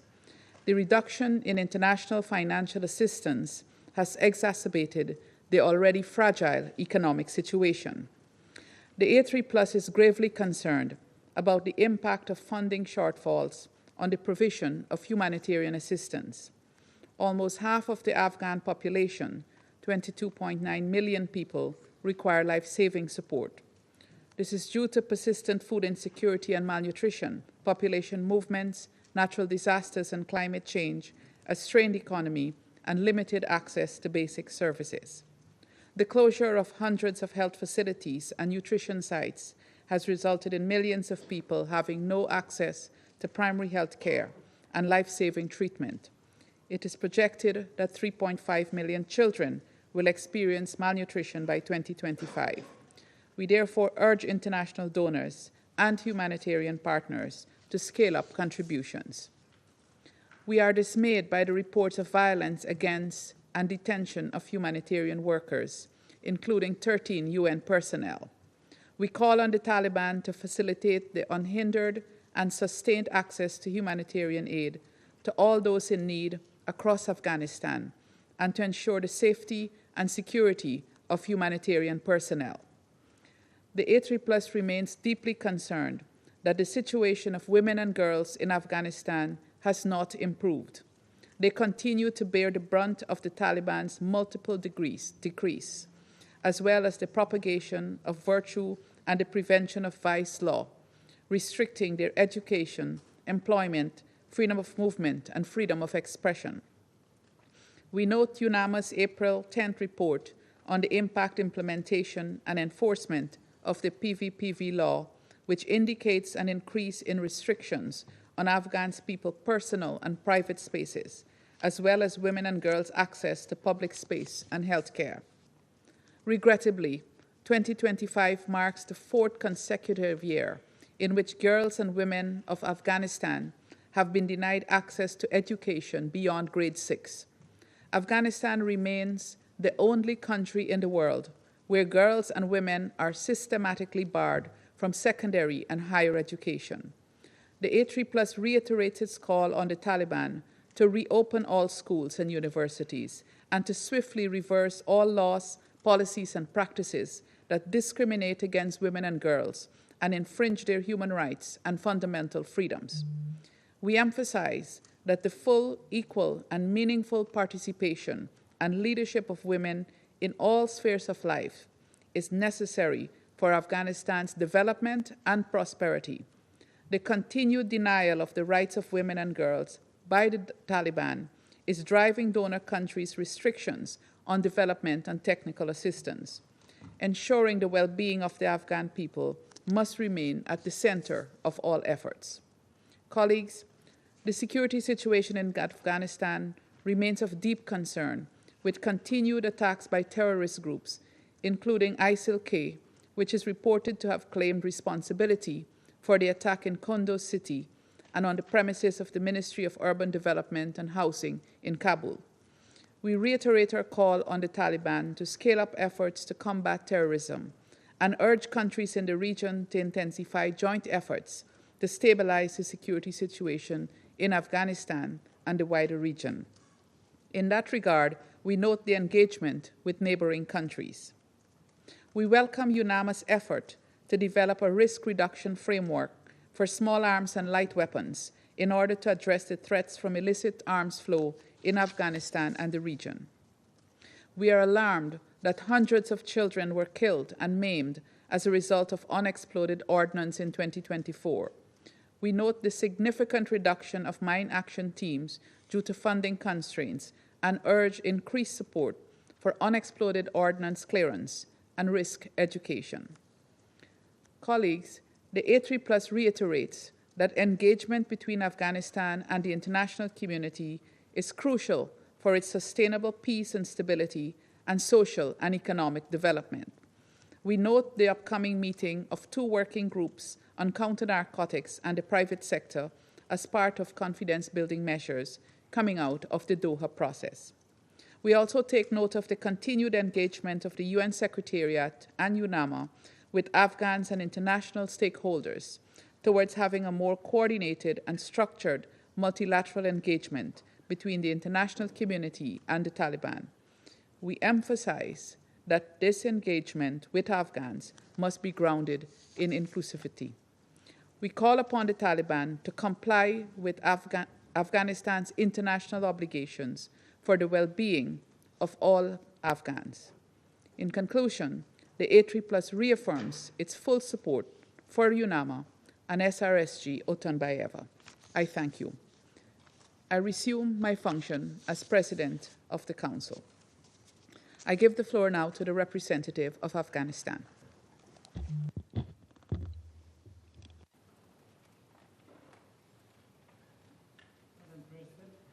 Thank you for convening this important meeting on the situation in Afghanistan. We congratulate and commend your excellent leadership of the Council throughout the month of June.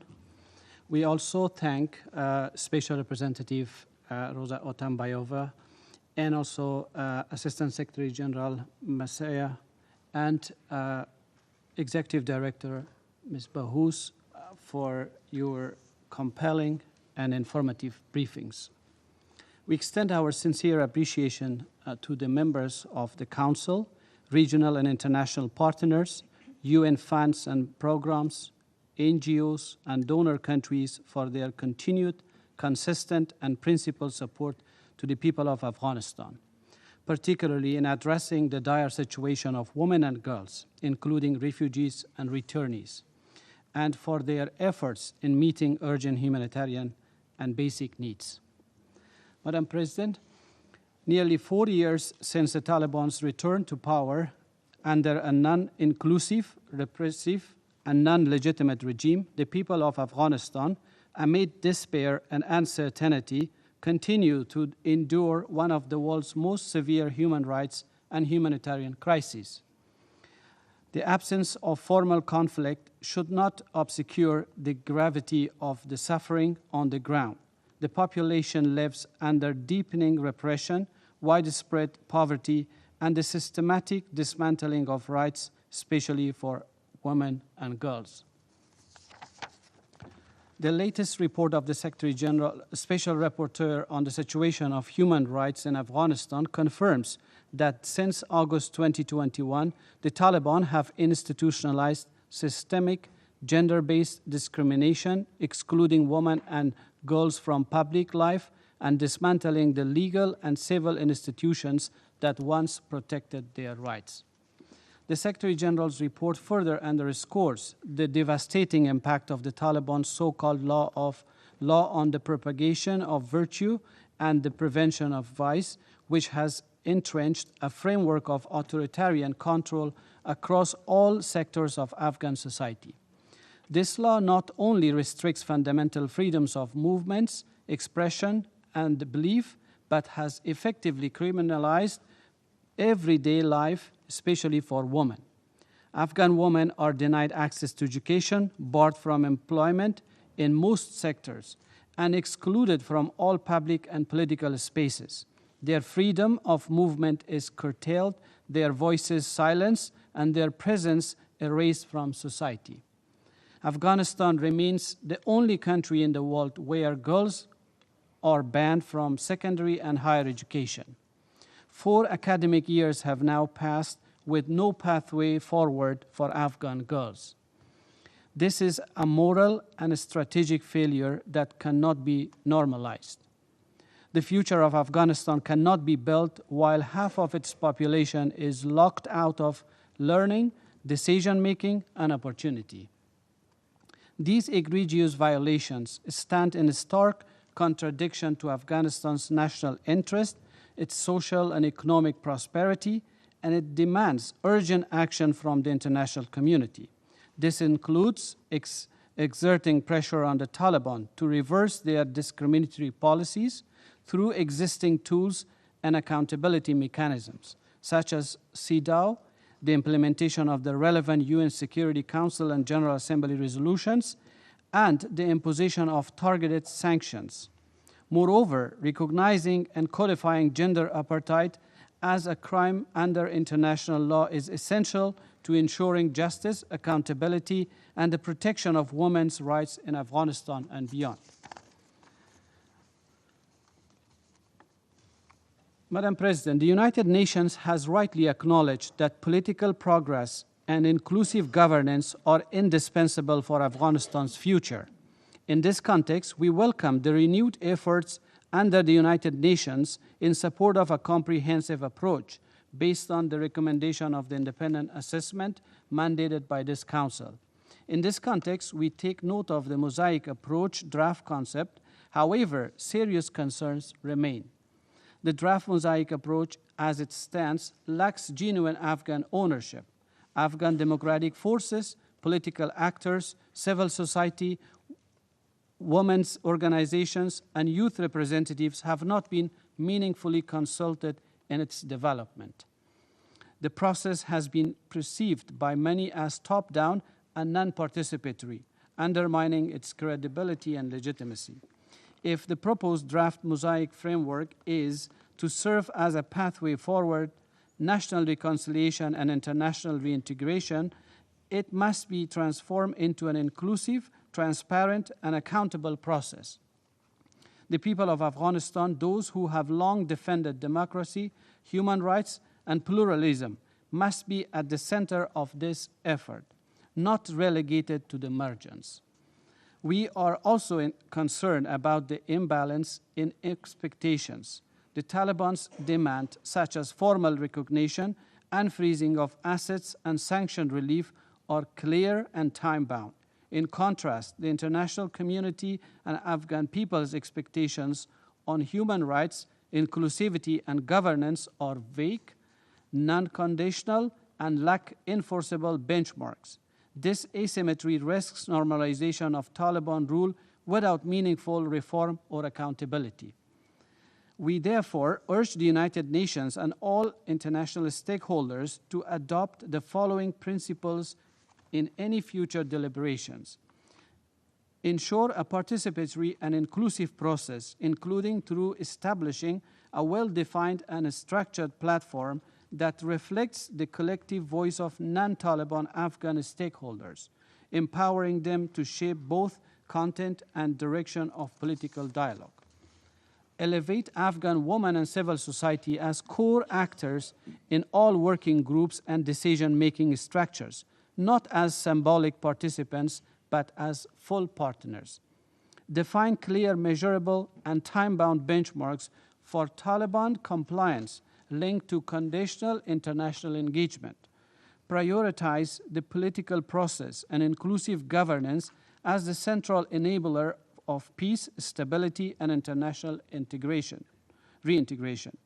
The UN must facilitate a broader intra-Afghan dialogue that includes credible non-Taliban democratic actors, opposition groups, civil society organizations, including women-led initiatives, and youth representatives.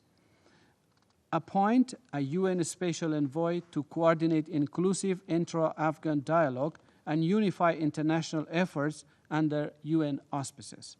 Madam President, Afghanistan's humanitarian crisis is deeply concerning.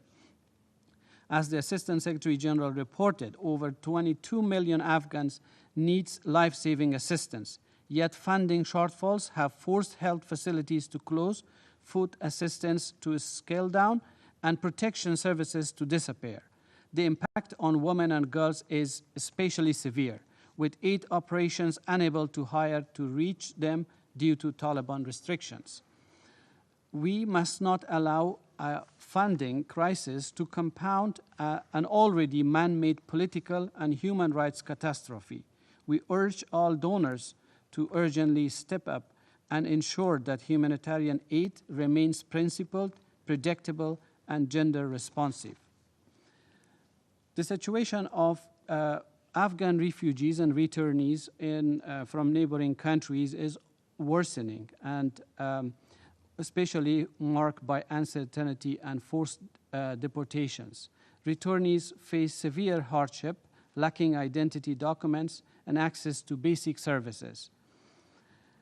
Urgent international action is needed to uphold the rights, dignity, and protection of the refugees and Afghan returnees.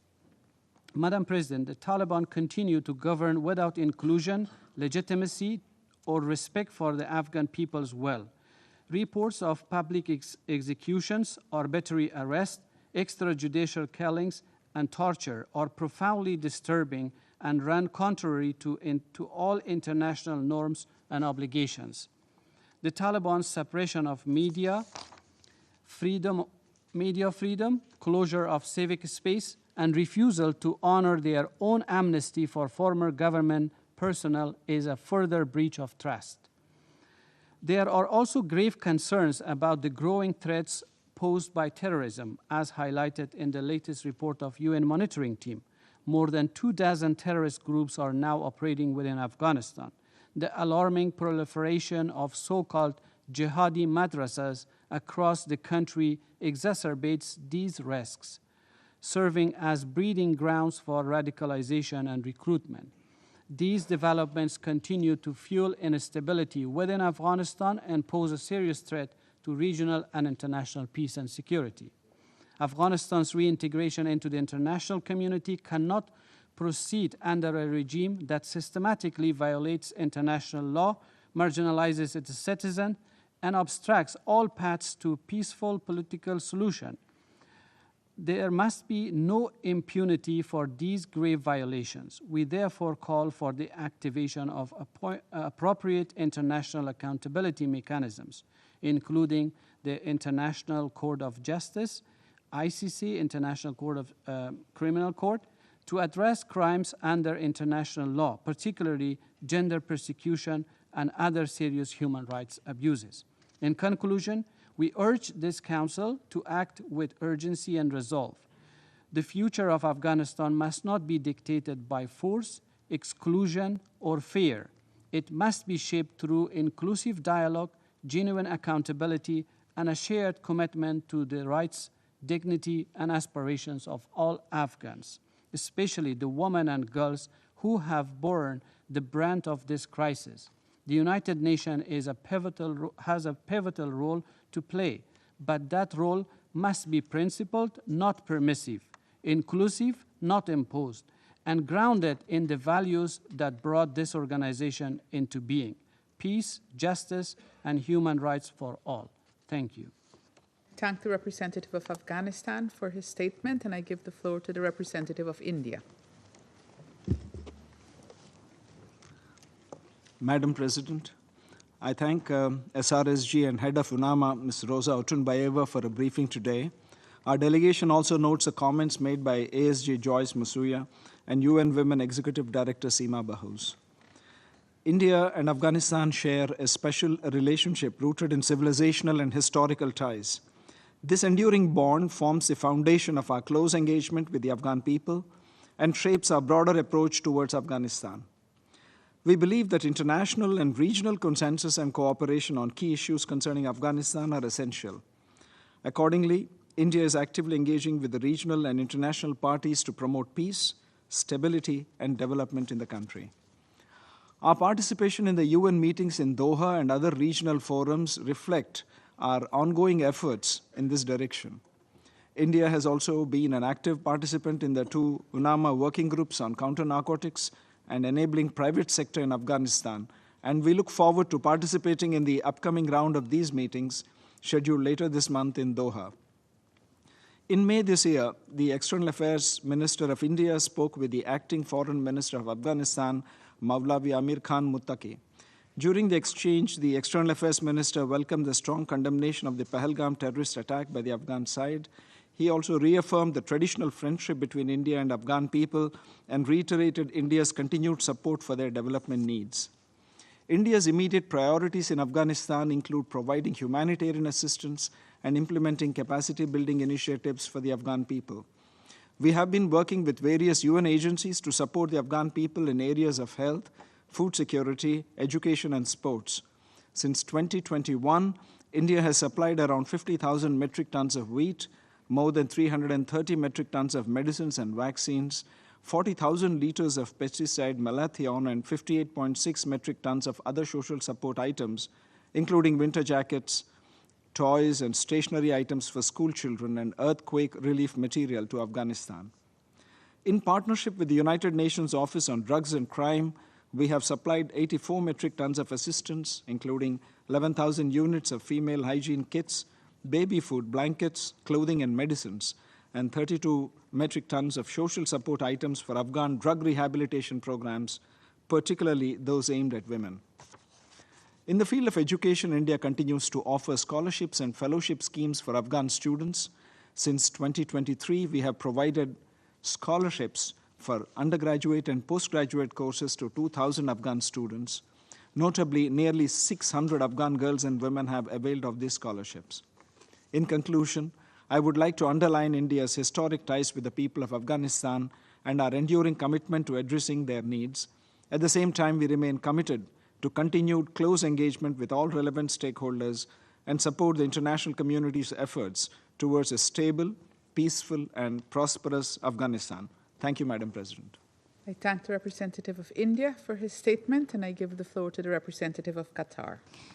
السيدة الرئيسة نشكركم على عقد هذه الجلسة وإتاحة الفرصة لنا للمشاركة فيها ونعبر عن تقديرنا. We express our appreciation to Ms. Rosa Otunbayeva, the Special Representative of the Secretary General for Afghanistan and head of UNAMA, for her briefing and continued efforts. We also thank Ms. Joyce Misuya, ASG for Humanitarian Affairs, and Ms. Sima Thabi Bahous, Executive Director of UN Women, for their comprehensive briefings. Madam President, the political, economic, and humanitarian situation in Afghanistan requires us all to promote our collective efforts to support the Afghani people. Security and stability in Afghanistan will positively impact international and regional peace and security. The State of Qatar has established the Doha peace process in Afghanistan since 2013 in cooperation with international partners. We hosted a series of dialogues as part of an inclusive political process that includes all parts of the Afghani society. Our efforts led to the signing of the peace agreement between the United States and Taliban in Doha on February 29, 2020. This was described by the Security Council in Resolution 2513 as a significant step towards ending the war and opening the door to intra-Afghan negotiations. Since then, Qatar has coordinated international efforts and facilitated dialogue between the United Nations, relevant states, and the caretaker government in Afghanistan. We take pride in hosting the UN-led Doha process on Afghanistan, starting with the meetings of the special envoys to Afghanistan called for by the Secretary General of the United Nations in Doha in May 2023, February 2024, and July 2024 to adopt a comprehensive approach and facilitate a principled, more cohesive and coordinated international engagement to achieve peace and stability in Afghanistan. In this vein, the State of Qatar looks forward to hosting the third meeting of the Working Group on Counter-Narcotics and the second meeting of the Private Sector Working Group established through the UN-led Doha process on Afghanistan to be held in Doha from June 30th until July 1st, with the participation of the representatives of the caretaker government in Afghanistan and the states participating in the Doha process, as well as technical experts. Madam President, the State of Qatar continues to make every effort through the Qatar Fund for Development in coordination with UN entities to provide assistance and humanitarian aid to the Afghani people by providing food assistance, supporting basic health care programs, improving Afghani children's access to education, providing scholarships, supporting women's economic empowerment programs and increasing their resilience to crises, and supporting Afghani youth empowerment programs. In conclusion, the State of Qatar stresses that it will make every effort to support the Afghani people in fighting the tremendous challenges to achieve peace and stability. We stress that we will continue to work with our international and regional partners to consolidate peace and strengthen the foundations of development in Afghanistan. Thank you, Madam President. I thank the representative of Qatar for her statement, and I give the floor now to the representative of the Islamic Republic of Iran. Thank you. In the name of God, the Compassionate, the Merciful, thank you, Madam President, for convening this meeting. We appreciate Special Representative Secretary General Ms. Otunbayeva for her valuable briefing. We also thank Ms. Monsieur Assistant Secretary General, and Ms. Bahous, Executive Director, for their insightful updates. Madam President, first I want to express my deep regret to the Western members of this Council, especially the United States, United Kingdom, and France. Even though briefers at today's briefing warned about the dire impact of Israeli and U.S. aggression on my country, especially on Afghan refugees and displaced people, these countries did not even say they were concerned. They have shown they don't truly care about the lives of innocent civilians, humanity, or human rights. Even their claims about supporting Afghan women and girls are empty words. It is truly sad to see this hypocrisy and double standard. Madam President, the Secretary General's latest report clearly shows the serious hardship faced by the people of Afghanistan. Poverty, unemployment, limited basic service, frequent natural disaster, and harsh restrictions on women and girls. In the context of the report, I wish to highlight the following points. First, over 22.9 million Afghans need urgent help. The humanitarian response plan requires $2.42 billion, yet funding is alarmingly low. Humanitarian aid must remain impartial and unhindered. The international community cannot abandon the Afghan people. It must meet its obligation with sustained, generous support. Second, frozen assets and financial restrictions worsen this crisis. Afghanistan economy cannot recover until its assets are responsibly unfrozen and international financial mechanisms allow vital trade and humanitarian work. Third, the de facto authorities must honor their counter-terrorism obligation and prevent Afghanistan from becoming a safe haven for ISIL, Khorasan, and other extremists. We are seriously concerned that the ISIS elements, especially those with Central Asian nationality, could transfer from Syria into Afghanistan, deepening insecurity across the region. Fourth, Iran continues to host millions of Afghan refugees despite serious security risks and illegal crossing. Iran cannot shoulder this burden alone. International support is urgently needed for hosts like Iran and Pakistan and facilitate the returns of these refugees to their homeland. Meantime, we cannot ignore that the threat posed by the ongoing Israeli aggression against Iran, this brutal and barbaric attack, fully supported by U.S., endanger millions of civilians, including over 7 million Afghan people live in Iran. These days, many civilians' infrastructure in Iran has been targeted by Israeli criminal regime, led to lose the life of many civilians. Continued Israeli attack put these civilians, including refugees, at risk and destabilize the region further. In the meantime, we have credible reports that some illegal immigrants have been recruited by Israeli intelligence for operational purposes and terrorist attacks in Iran. Fifth, lasting stability depends on an inclusive government. Women, ethnic minorities, and all Afghan groups deserve full political participation. Practical engagement with the de facto authorities must continue and produce a credible roadmap for reintegration into international community. The UN presence in Afghanistan is vital. Iran joins others in supporting UNAMA and the special representative.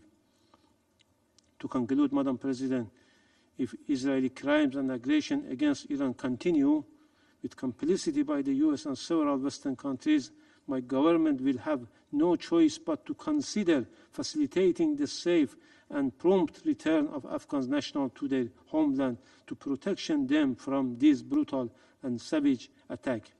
This is not a policy Iran desires to pursue. For decades, Iran has generously hosted millions of Afghan refugees, but exceptional security circumstances now leave us no alternative. I thank you. I thank the representative of the Islamic Republic of Iran for his statement. There are no more names inscribed on the list of speakers. The meeting is adjourned.